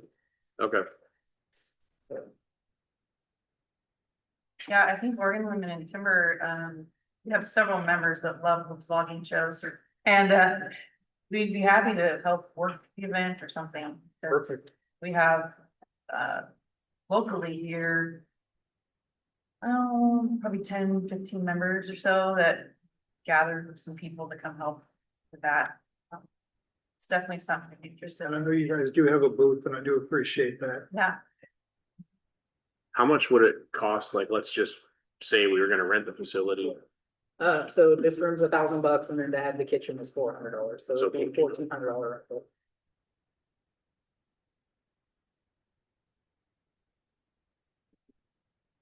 I will make motion that we waive the fee for you guys, since it's supporting five school programs. I second that motion, leaving 100% of the fee. All in favor? Aye. Any opposed? Carries.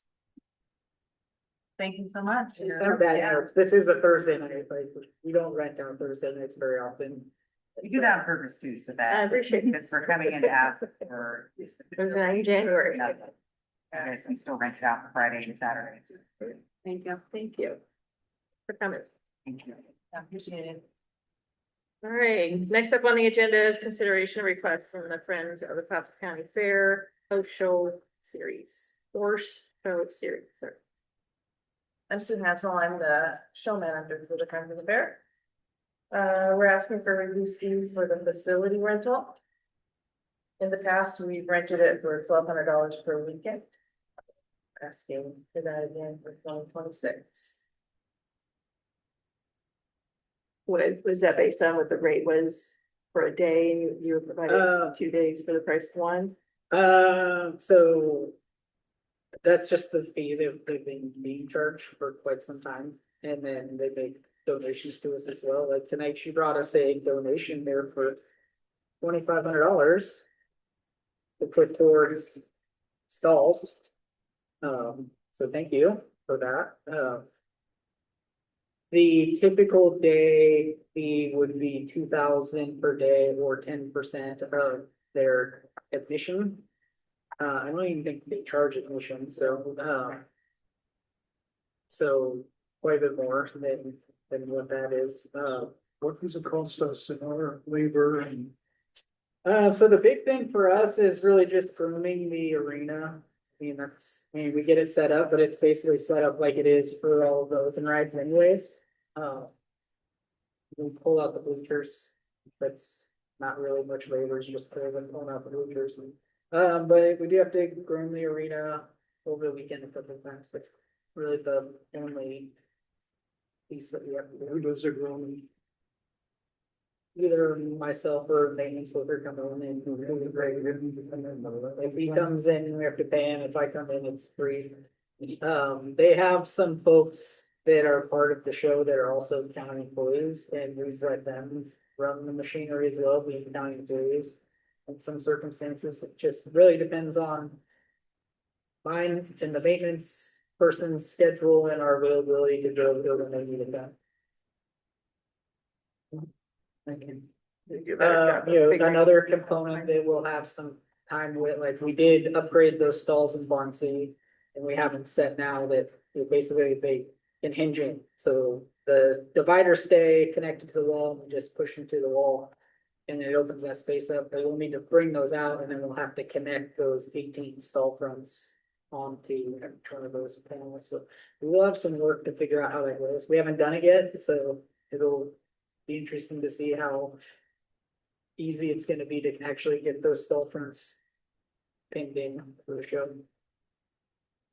So this is similar, the expectation of, well, this one has a payment as well as deposit. Yeah. We I don't currently know. don't have a deposit on that facility, we only have a deposit. Because it's not in. But this was the discussion we had at the last meeting Yeah. about deposits for all Yeah. of the facility at basically 50% of the rental fee. I still haven't found the date on here. What was the date? There's 3 days. there's 3 different weekends. I don't know if it was in there. February 21st, my letter. 22nd, March 21st. On your letter? Oh, okay. It's on there. February 21st, 22nd, March 21st, 22nd, April 4th. And those are weekends? Yes. That's our show dates, and we actually come in Friday afternoon. And, sorry, I'm not super familiar with this. What all facilities you use? The indoor arena and the covered arena outside. Okay.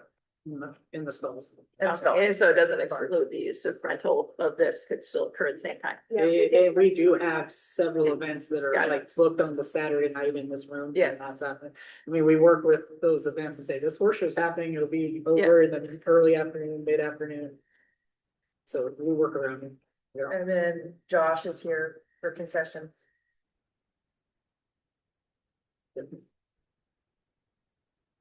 Anyone have any thoughts, questions, discussion? Anything else on that, Kyle?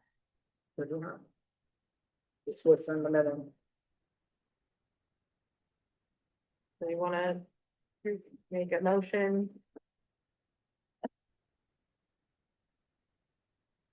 I'll make the motion that we give the Friends of Fair, for this year, the 3 weeks at no charge. Pending, you know, Not at because no the costs are charge. They, going they up. had a discounted rate. At the $1,200 a weekend. 1,200 a weekend. Okay, Yeah. 1,200 a weekend. Yeah. I'll second it. All in favor? Any opposed? Thank you. Thank you.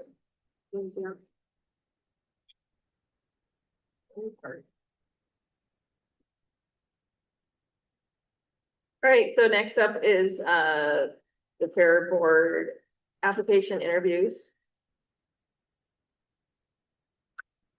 Yeah, so, yeah, there was interviews at the November meeting at this county commission. Several of you were interviewed.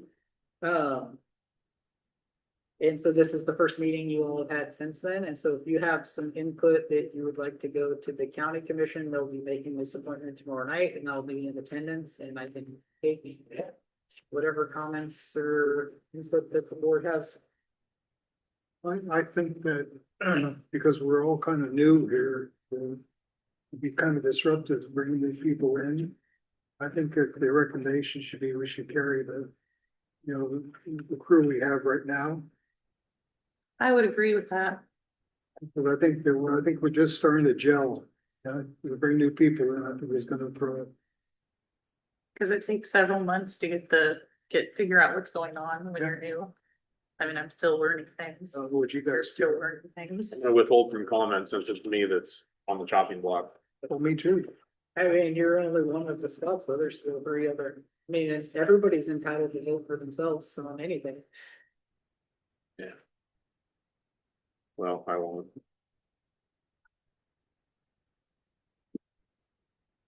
I don't have any comment. I think it's kind of an awkward situation. It's very awkward. You know, I think I mentioned this earlier on, I think what would be good, and maybe it's even something that could go into the bylaws for the fair board.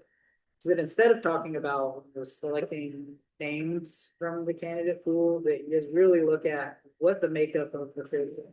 Like, you should have somebody that's strong in agriculture, you should have somebody that's strong in marketing, somebody that's strong in maintenance or public safety or security.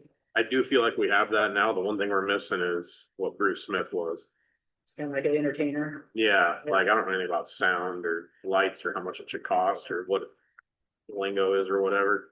So then when you have like your current members, it's like these current members, like, they fill in these things. The applicants, they fill in these things. We'll pulled out a couple things I was good at. Right, and then so then when you're looking at, it's like, well, this is where our goals are, it would be great to find somebody that has these and make recommendation based on that instead of like, oh, I know Jane Doe, you should be the one that's, you know. I think that would be an easier, less controversial way to approach it moving forward, and it would also help, you know, dial in what the needs of the board are. So that you guys can have a diverse team. I think just awkward, honestly. Yeah, so. Again, I don't make a motion anyways, but if anybody wants to make a motion, or we could just ignore that. I think those are our 2 choices, is right. Yeah, and I mean, ultimately, it's the county board's decision, but they would like to know kind of how you all feel, because you're a team. I think what I'm hearing is that you'd like to keep the band together, type of thing. Yeah, otherwise we won't get any of the stuff that we've been working on done, finished. If we get a bunch of new people on there, Is it next year? Or is it in 2 years? It's that- next year. Okay. And I know that Anthony was doing some research on that because it doesn't seem right that it's 4 and 3. So he was gonna dig into that and figure out, you know, if we're doing what is correct, or if there's a change, that needs a correction that needs to be made. I don't know how that gets implemented, except for through kind of like. Well, I think there was a concern because everybody's gonna drop off at the same time, but I mean, realistically, if it's any indication, there's just natural attrition as well. Yeah. So I wouldn't worry too much about something that was like a 4-year or 3-year commitment. It's 3 years. 3 years, okay. It probably should be like 2, 2, 3, you know, every year two, and then it's a long number, so one year it's gonna have to be three or something like But that. how do we go about breaking the cycle? Right, and so that's something we'll refer to Anthony on. I know I've been back on tag with him, he was doing some research, but I think we'll probably move forward as we are merging right now though. Okay, up next is, the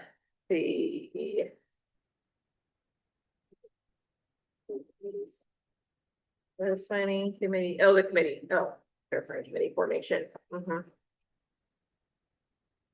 So, Val and I have talked about this last year, so some of us that were here last year, there was the committees were formed. I think I had like 4 of the 7 or something, and then it kind of filtered out. I don't know that a committee is like really that necessary. You know, we talked after the convention about the concept of a board member taking a focus area, which could be related to the fair focus areas, but it also could be like we talked about for budget, right? Can we have someone that's on the board that works with Kyle and like interprets for us as the board to explain, hey, this is what I'm seeing from a budget. This is kind of the areas I would focus on, instead of us trying to dive into all that collectively. We still would have, the board would still have that input. But similarly from this grouping, we tried to have committee meetings last year with mixed results. And realistically, there should be someone from the board that's responsible for some of the key areas, but we don't necessarily need to have 3 board members on each topic. Is it really, I don't know, Joel, if your experience was the same as mine last year, like yours was people weren't moving forward on some of the committees, or there was no meetings. On the ones that I was on, there's nobody showed up for the meetings. So it was like, we spent a lot of time spinning around meetings instead of actually like, hey, what are you committing to do as the lead for this track? And what are you gonna pitch back and get alignment in the next working session? I agree with that. The only reason I wouldn't like that is because I feel like then that would make that responsibility fall back on these meetings, which make these meetings go even longer. But I do see what you're saying and agree there was a problem there, and individual responsibility probably would be a good way to fix that, like you were saying. Yeah. I mean, there's still sometimes you have to have meetings, or, you know, we had meetings with on the concert side for people that weren't actually involved. But I also don't know that those were overly productive meetings, because we already knew what we were gonna do. Yeah. So it's almost like, what do we know what are the things that actually need to be resolved for each one of those tracks? And let's focus on that, because you have a lot of it already fairly operational. Yeah. So I'd say there's two components. Where one is making sure that I have communication with members of the board about Yep. what they want to see. Because if I'm just planning it, then it's the fair manager's fair and it's not the fair board's fair. So how to have a tool for you all to be able to have more input without having to have these long conversations at board meetings. The other is there are some things that we do need extra help on, especially during the fair, but that doesn't necessarily have to be a committee. Yeah. But there's some other things that could have used additional work on it, and I would say it's more specifically tied into advertising and sponsorship. That piece, but really, like you guys saw last year, the sponsorship isn't really just the committee thing, it's really an all hands on deck, like everybody needs to be working on the sponsorship. Yeah. side, not just the people that are on that. committee. Right. You all have different connections, no different people. I think one of the things on sponsorship, we need to market. And since if we do mutton busting, let's target somebody for mutton busting. Let's target somebody for logging. That way we get the extra money. It's just not, because all we're doing is looking for sponsorship from the council. Yeah, and I think we again, need to like, start looking, at the whole fairgrounds. getting these booked now, so we know. And now in December, that this is what we're looking for sponsorship for, instead of it being March, it's like, okay, we decided that this is what's gonna be here, and trying to get somebody to commit to a sponsorship between March and July. That was a big problem last year. The other part of it, it's not just like December prior, like if we can get to where we're talking about the 2027 fair. And then that's where you really have a lot more tools to be looking for those sponsorships for those particular things and getting things that are higher value. Potentially. You know, more engaging, because we had a lot more time to work on sponsorship and develop the thing, so we're trying to write it out or something to do it there. You know, the advertising marketing thing, there's a lot of brainstorming that can be done on just what those marketing materials look like. You know, what does the commercial sound like? What does the flyer look like? What does the picture look like? And that doesn't have to be done in July, it can be done in February. Once we know we've got the logging show coming, we could build a whole month's worth of advertisements. Right then, instead of doing it, you know, as we're wanting to publish it. So question with what you were talking about with, instead of having committees, have people kind of like head something, can we like make decisions on these things, or do we have to bring it to the board to discuss? Some of them need to be just voted on, but not very many. It's usually a working session conversation and seeing if we can get alignment on items. A number of the items on here aren't really accurate either. I mean, we don't really recruit and manage food and retail vendors. That's all kind of, I mean, there is a process. It would be good to get. It would be good to have someone, you know, I was on that track. I think that was one of the tracks I was on. And so Kyle and I would interact offline, and he'd kind of talk about what's going on there, what some of the decisions that need to be made in the guidance. And most of the time that was, they were just like bouncing off ideas. And then we bring it back to the board and say, this is the direction we're recommending. It's not like a voting thing, but if anybody had any clear objection, but it's more like keeping everyone in the loop. Just So like, hey, we're gonna cut it off at this many, or, you know, some of those things. So you can spend a lot of time going, like, we wouldn't be productive at all if we had to come with everything. Yeah. And that's been some of the challenge that I've had since I've been there. It's like, circling back to the, how do I know that this is what the board wants? Because if not, it's just me making the Right. decisions, which, you know, I can make them and things would go a lot quicker, but I don't want to book a petting zoo and then have you guys all be like, why the heck did you do that? Yeah, that's so- where it's like, I think the concept of a committee isn't really as effective for the way that we work. I think it is, you have a lead, they come up with a plan of what they're gonna be working on and taking responsibility for. They work with Kyle, and they come back at every working session, and we have, you know, Enough.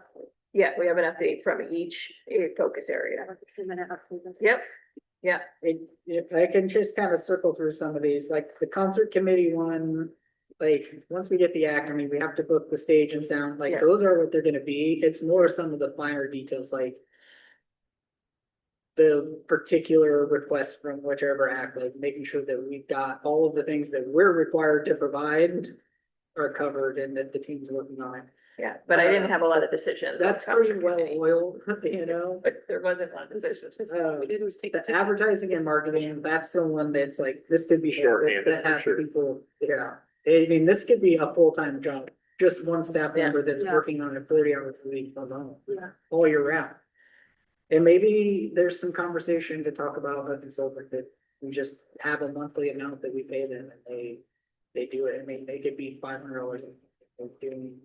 They're making materials and tracking our events and stuff like that. I mean, they'd want something additional for the event. But sponsorship, again, that's all hands on deck. Like, we all need to be working on sponsorship. The vendors, that's an early on, and it shouldn't really be later on in the planning. Like, it should be, we've got the application out, like, let's take these applications and make people aware of it. It's more of a marketing piece than it is like dealing with vendors and all of that. Security, that's a full board decision, but that's pretty well dialed in. There's the little particulars we'll want to figure out, like, where's the gate gonna be, info booths and stuff. Well, I think last time we combined security, parking. I think it might have combined with volunteer, because it was originally, maybe It was the same people, they were the same people that we kind of, yeah. volunteers, It's like job corps back too. yeah. Yeah, they've been back around. volunteers, all hands on deck at the end, but we've kind of got to get the fair planned in order to work on volunteers. So I was talking to the job board guy, and he said their guys are always looking for opportunities to come up here, Yeah, so.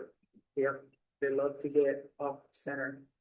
I understand there's idiosyncrasies to that, like someone's gotta watch them, so it's like, how Gotta be productive is it? lucky. Yeah.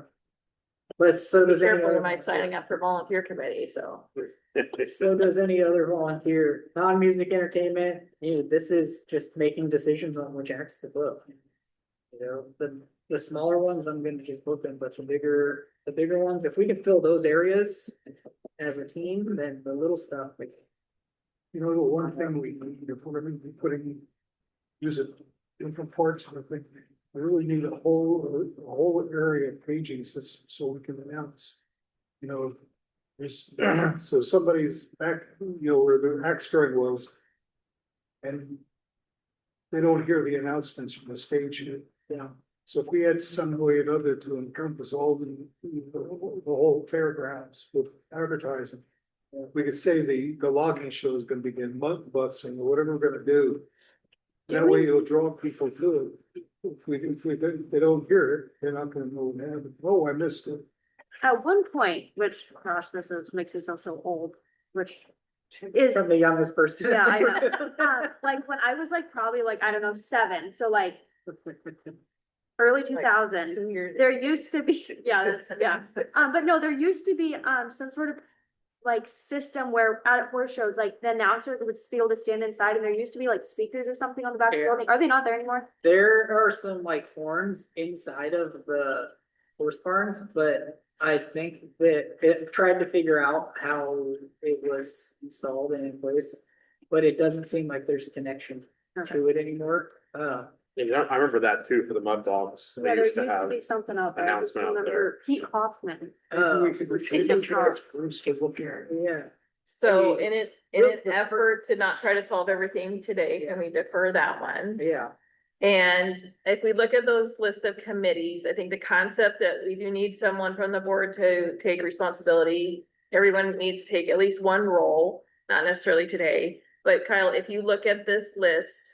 I mean, I don't know if we necessarily need to vote that we're gonna have a committee. I think we might need to vote that we need everybody to and well, commit to two something, people but. are missing from the meeting. Right, what are the top 2 or 3 things that need to have some sort of ownership now? Somebody willing to take the lead now, that it's critical for us to keep moving forward on the. Yeah. fair. I think we just go ahead and put Mallory down for sponsorships. Right.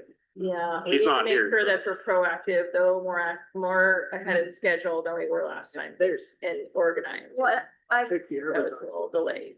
I'm with John too on, I think we should try and get sponsorships for specific events we have.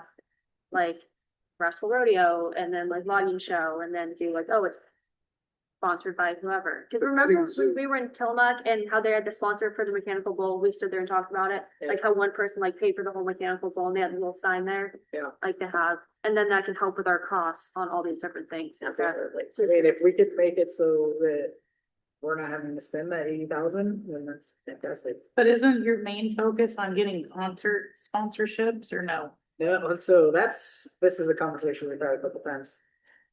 It's not really a sponsorship, like we're calling that a sponsorship, but you're really purchasing VIP tickets. Okay, Alright, it's not, I mean, we did change it a little bit last year, which we'll have to decide if that's what we wanna do. Again, I mean, it seemed to have worked, but you got much less tickets than you had in the past, but has traditionally just been you're buying concert tickets, you're not necessarily sponsoring the fair. You don't really get something back when you're sponsoring, you know? right. And that's great, we need that to make that show work, but it's the other non-concert sponsorships that is a really big opportunity that we're missing at the fair, and it's the things that that these businesses actually want to be able to sponsor, because that's what's gonna reach the people they're trying to reach. You know, like, the bank doesn't want to sponsor the concert, they don't want to sponsor something that's animals specifically, they don't want to necessarily buy an animal, but they want to do something at the fair. So that's like TLC, trying to find things for them, it's like, we can sponsor the kitties, and they're like, okay, we'll do that, because that's good. And I do think we need to sell sponsorships to the buildings, stuff like that. Yeah, they do that all over and it's very lucrative. Yes, absolutely. Because as we build the fair and more people come here and we build more and more, you know, excitement to the fairgrounds, we're gonna have people actually starting to bid for those things. Yeah. And like have it turned out, have a big process that everybody has a chance of. I would say the main priorities at this point are the non-music entertainment and the sponsorship piece and maybe some of the advertising, but not so much, but really the non-music entertainment. When it comes to sponsorship, we kind of need to know what we have for We do. entertainment. So that's some of the work to start doing, is like an inventory of. They call it assets and the sponsorship people are like, what are your assets? It's like, I don't know. I just learned this word. Well, I mean, once we get the. What do we launch, have? Booked, we can start reaching out, because I mean, I For think sure. we should reach out to like Hampton and all like the logging. Yeah, Companies every single around. logging operator, Yeah. all the mills. And then maybe once we start to get like, if we can, let's just say Hampton, and then we can reach out to like someone else, we're like, oh, well, Hampton sponsored, do you like, Right, on open. yeah, do you wanna? So. That's a big one. You wanna lead, and the thing that is, just because you're leading a track doesn't mean you have to do the work. It's just that you're the one that's organizing it. I will jump on the sponsorship committee / Mallory. Yeah. Well, right, I mean, she's gonna, I mean, her And connection. she knows like Seaside, like really, I mean, she's like totally different part of the county. She Yeah, has people over yeah. there, I don't know, and then. But it's more of like, again, initially, it's like I said, I think Kyle talked about the inventory, once we get the inventory and then we match it to the sponsor list. And the last year when we talked about sponsoring for the concert or any of the other items, we weren't hitting people in the right time of year Yeah. sometimes. Like from an HVAC perspective, not that we're on any competition with this board, but I reached out to somebody that I worked with before and they're like, cause it was like coming to the end of their season, they're like, yeah, Yeah. we're not in April, May, that's not the time you should ask for, you should do with it, when it's the busy season, When is HVAC busy season? or when it's cold outside. We're so booked year round that there is no slow season. But so like, but is that when you reach out to people like January, is that? when- Well, I think that's it, is like, we wanted to get it early enough that they can also think about it, or is it just, instead of like, it was like April for some of them that we were reaching out to, and it was kind of getting kind of. And I think we need to think outside the box for sponsorships too. There's a lot of people that have never been asked. Yeah, Yeah, just, because there's a lot of new businesses out there and everything and. yeah, so getting that list of potential sponsors, obviously we have the existing ones and get a sense of whether or not they're probably gonna continue, and then what are other sponsors, and then what the asset list is that we wanna match it to, and give them an option. And This what are one the is- deliverables, right? Like, what are we going to be giving them? Like, what are they getting from this? Are they Yeah. getting social media flyers? Are they getting radio spots? Are they getting, signage banners at the fair? Like, figuring out what we have to offer to these folks for the activation of their sponsorship. Yeah, and getting the stuff booked and also making the decision on concerts.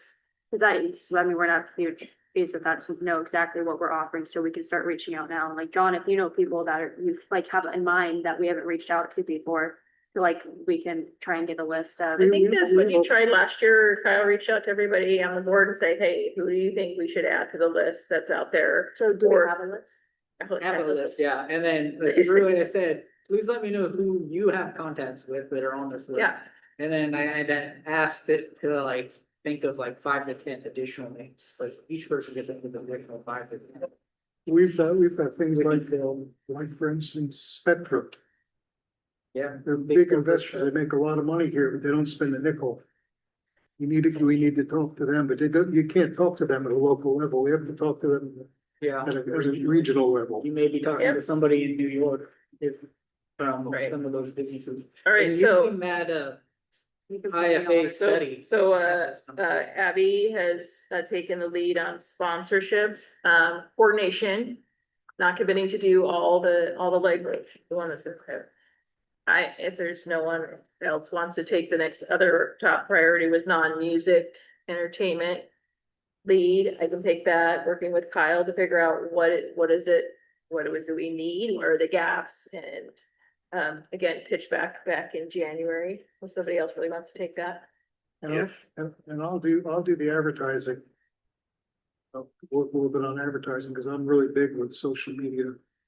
So again, it's about planning it. It's not about doing it Yep. initially. It's like coming back to the board and providing a pitch back of, here's our plan for the next 3 months. Here's where we might need others involved, and this is some of the legwork that we're gonna be doing. If there is a need, I would like to be the one that will help plan the whole camping and how to get them up here without them coming in for free, you Yeah. know, without requiring wristbands. I can, That's kind of security, right? that would be definitely related to security. Security part. And the All other, right, forget it. I'll be on that one then.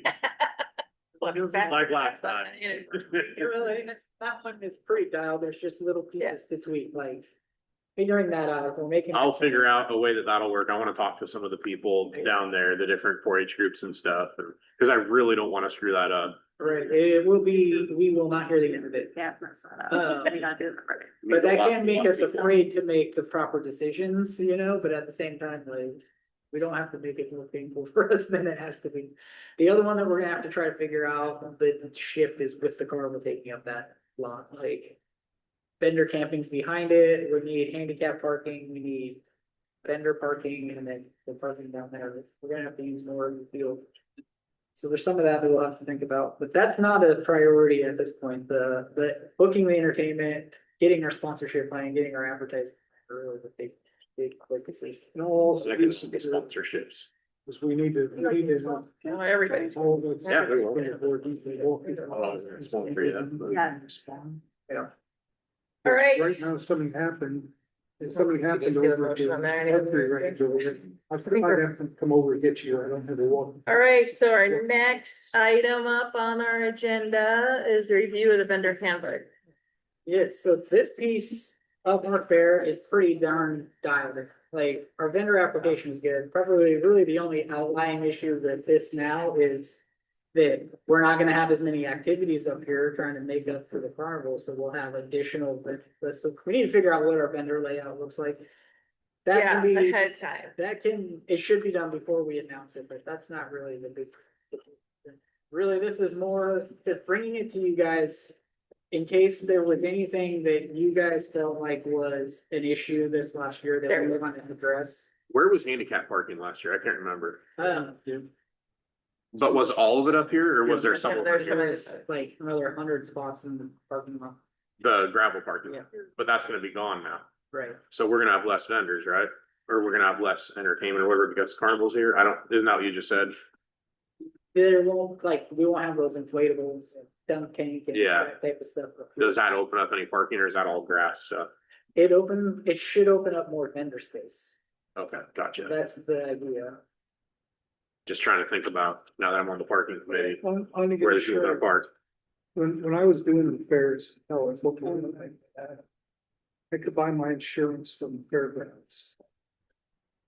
Yes, have you talked to our insurance people? Oh, like, what do they call it? It's kind of like the rider. Like a tulip or something like that? No, we get our We need to insurance, talk so, about- yeah, we can have a conversation about About that. what qualifies for, We get our Yeah. insurance, state county insurance is through, it's a municipal coverage. There's a lot of other fairs that have private insurance, so they get their own coverage. oh, So, I think you opened the floor to us talking about some of the challenges we had last year. Yes, Well, first, there was some problems that we had, people leaving early, specifically on Saturday. So, it's very, very black and white clear. yeah, but it was a battle. Yeah, And also that they were bothering, Kristen and having her have to deal with that, so they not have it happen. So, question is, are we gonna let people leave early on Saturdays? Cause they're doing it anyway.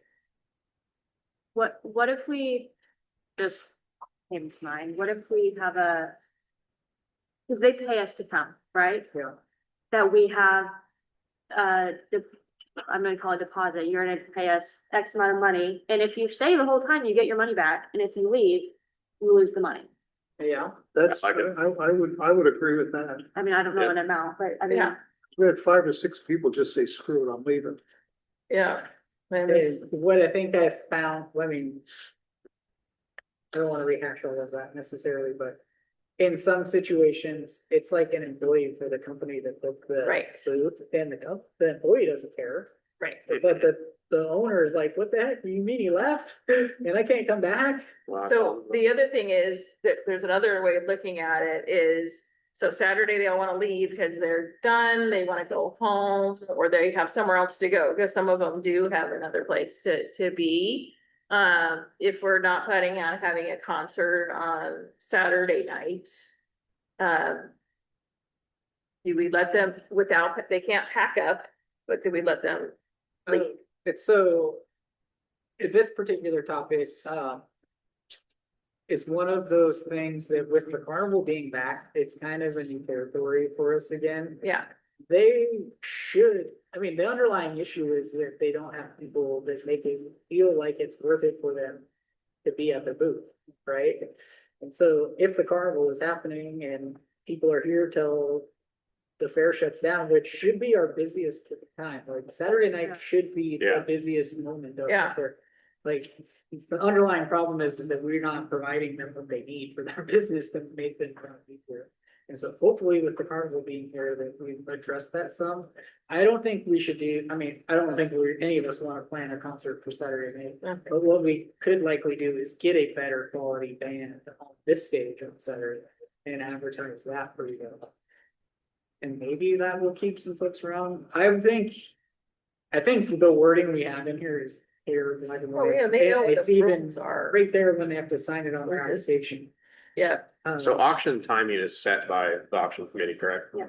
It is, it has been traditionally, but I mean, the fair board should be able to have a discussion with them about those times.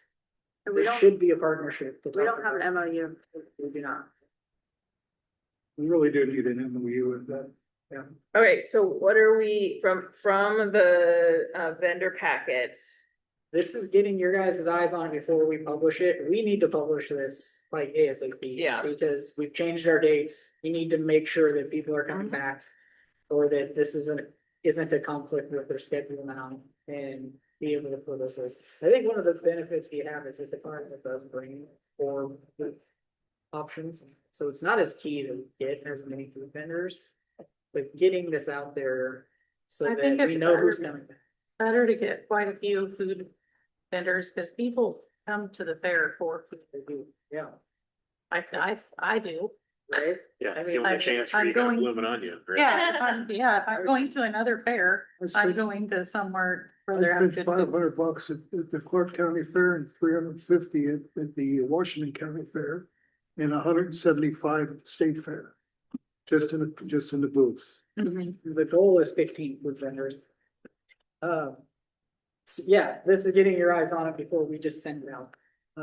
My input on that is add the down payment, whatever it's called, and then I'm happy with the way it's been personally. However, that's it. And is there anything we should put in here if somebody fails? Like, is there a food vendor if they fail the inspection? Is there like, can they fail it more than one time? That's entirely managed by the health department. Okay, they'll We do decide whether have they the- shut down. We do have the wording in here. I mean, the health department will shut them down. We have the whole process, because we've consulted with the health department about their schedule, what they need from the food Okay. vendors in advance. The deadlines for the food vendors are all updated in here. Okay, I do think an unfortunate thing with that is, yeah, the health department controls it, but we're the ones that Look bad. look bad, Yeah. because I'll be in broad about it, that my husband got food poisoning yeah, from something, and someone else had, or I think I'd mentioned to someone that he was sick, and then a couple of days later, someone messaged me on Facebook and said, hey, did your husband happen to eat at this place? Right. Because, and then it just makes us. yeah. Yeah, Yeah, so I think that that is a concern, and so it may influence who we let return at least. Yeah. Yeah. I know, I've tried asking this question to a few other fairs, and like if they do any vetting. Yeah. of these people, but really most fairs, and ours doesn't have this, but most fairs have the same vendors returning year after Oh, year okay. after year after year. They're not, like, we have 2 vendors that are returning annually. And the rest of them are new vendors each year, which is this back to the underlying issue we have, like, why are we not providing for them that they need for their business? But you would know, right? Like if they've been here 3 years in a row and they have a bad year, but. Yeah, you have somebody in that first year, like, they're not coming back. Right, We're not gonna approve you. okay, The people canceling 2 weeks before the fair is brutal, but when we're begging for people to come, it's, And we charge them, right? If- yeah, we take a deposit from them. When they apply, so if they Yeah, 'cause cancel didn't within we the lose notice, they don't. Kettle corn last year and something And else. the grilled cheese guy. Grilled cheese and. well, and then our schedule's different, so we're gonna get, at least maybe this year will be the reset year and then going forward, cause it's a schedule change reach. I don't know what the deal with the kettle corn, but the other guy, I think he probably booked several fairs and then just said, oh, no, pick the one that I wanna go to when it gets closer. And him losing out on his $300 deposit really wasn't a big deal to him, because he's gonna make an extra $40,000 at that fair versus being at our fair. So this leaving early, you'll have $150 fine. Is that saying we're sending them a bill later? Or like, could we have them give It's us just, $150 deposit I mean, before time? It's in there to not have to use, so that's the thing, like, I don't know how we would actually implement it. Well, can we you just know? make them give us $150 deposit? and Yeah, say- just like when you're renting a but then car. they have to go through it, Yeah. refund them all, that's the only thing is, Yeah, then we have to do Oh. refunds. they gotta do the refunds and process it. I'm just wondering if there are anyone, you don't have to name them, that are not gonna be invited back based on the. Yeah. We have like 2 or 3 vendors that we have said will not be getting an application. I think that would be a conversation that if they end up finding the application, they applying, that will be a conversation Okay. that I'll bring to the board at that time. Yeah. We'll cross that bridge when we get Okay. there, type of That's fair. thing, I That's fair. think. And then, the only other thing I can think of, cause I spent way too much time with these vendors, was, there was someone that had a special request and you had to move it around and then they weren't happy with it, like that candy or something like that. Oh, the facing the. So if they have any special requests, they need to communicate it ahead of time. And that it doesn't necessarily mean you're gonna accommodate it, but they need to be communicated ahead of time, and once your booth is assigned, you're not gonna get changed. Yes. Unless there's some other reason we need a change. They can't push for a change. Yeah. Hate to regretted it, but. Anyway, I have way too much involved in vendor prop. And, having a conversation about how we want that layout to look, because it would be ideal to be able to say, these are our booths, and they can see it when they're applying, like, I need to be in one of these booths, otherwise I'm not gonna. Yeah. You know, I mean, some of the booths are more prime than others too, so. and we do have a higher fee for a in booth. Yeah. Than we do for an online booth, but we need to know how many of those there are in order Yeah. to But have the appropriate number on the application. Alright, you want us to do anything specifically on this, or just take an input for a future meeting? Taking it, like I said, this is more like your eyes on it, and if there was a massive issue that you brought up, I feel like we would already know about it, but. We've already spent a lot of time over the last 3 years. Yeah, last year.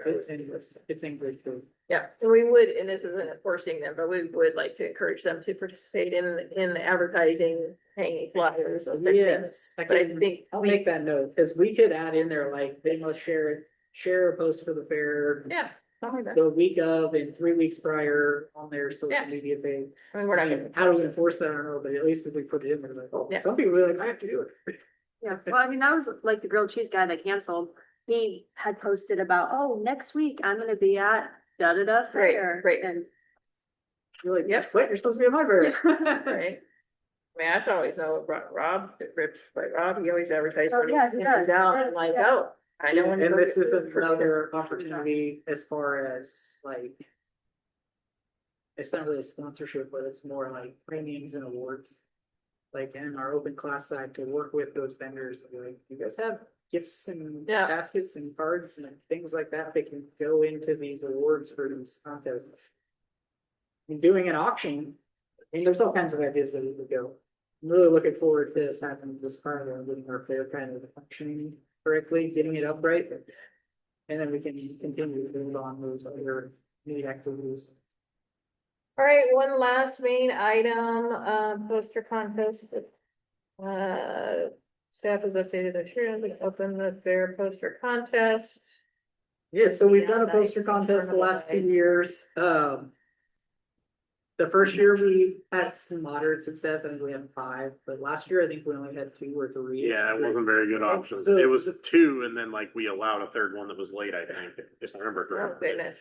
So the goal is to try to get this out and then work with you all and really trying to engage some groups that would be interested in. In the past, it was the kids at the high school, right? That's a lot of what we've gotten is kids from schools, and it's been a lot of like from schools. So what's it open to total? Anyone? It's Or open to anyone. 18 and Yeah, under? anyone. It's just if you're under 18, your parents need to sign off on it, Okay. because you're basically giving us your work.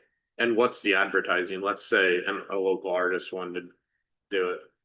Is there any advertiser allowed to put their name on it? Like, is it? So we do, like in the fair guide, it'll be part of the fair guide. We'll ask the winner for a bio. I'll have like a description, like this was the winner of the thing, and we'll put it on there, and then we'll do something on our social media, and then we typically have a spot where we put all of the entries up and then some information about them. So that, there's definitely some acknowledgement of them, that like 3 or 4 different. Then we give them concert tickets and a meal voucher. And then, but there isn't like their own picture hung up anywhere. I'm just, It depends on what they want to give us, because a lot of people don't want their picture taken for. oh, I meant their picture that they drew or whatever. I'm not an artist, I don't know the words, On the back wall. Yeah, we had the viral. but with everyone else's, Yeah, but they don't have their But it own. was like the top one. Got it. The other one. Okay. It's All right. The champion, the one that was selected, and then it's in the fair guide, but. Needing to get this, we have a deadline of March 31st, because really, this flyer is what we're gonna use to advertise for the fairs. Gotta get it in. So had it been sent to the schools before? It did, I sent it to. I think I only sent it to middle school and high school, because I'm just, in my head was thinking like. We want something that we can use, right? I'm thinking some kid that's in a higher level art class in a high school that's gonna be able to pop something out, but. That's The about community college. I not last year, but the year before, I took the flyers up to the community college and hung them in the art department. I didn't have time to do that last year. But these are the ideas. This is why we need to get this out, so we can come up with these ideas and get this information out to these folks. But it's basically rinse and repeats what we had last year. Just different dates.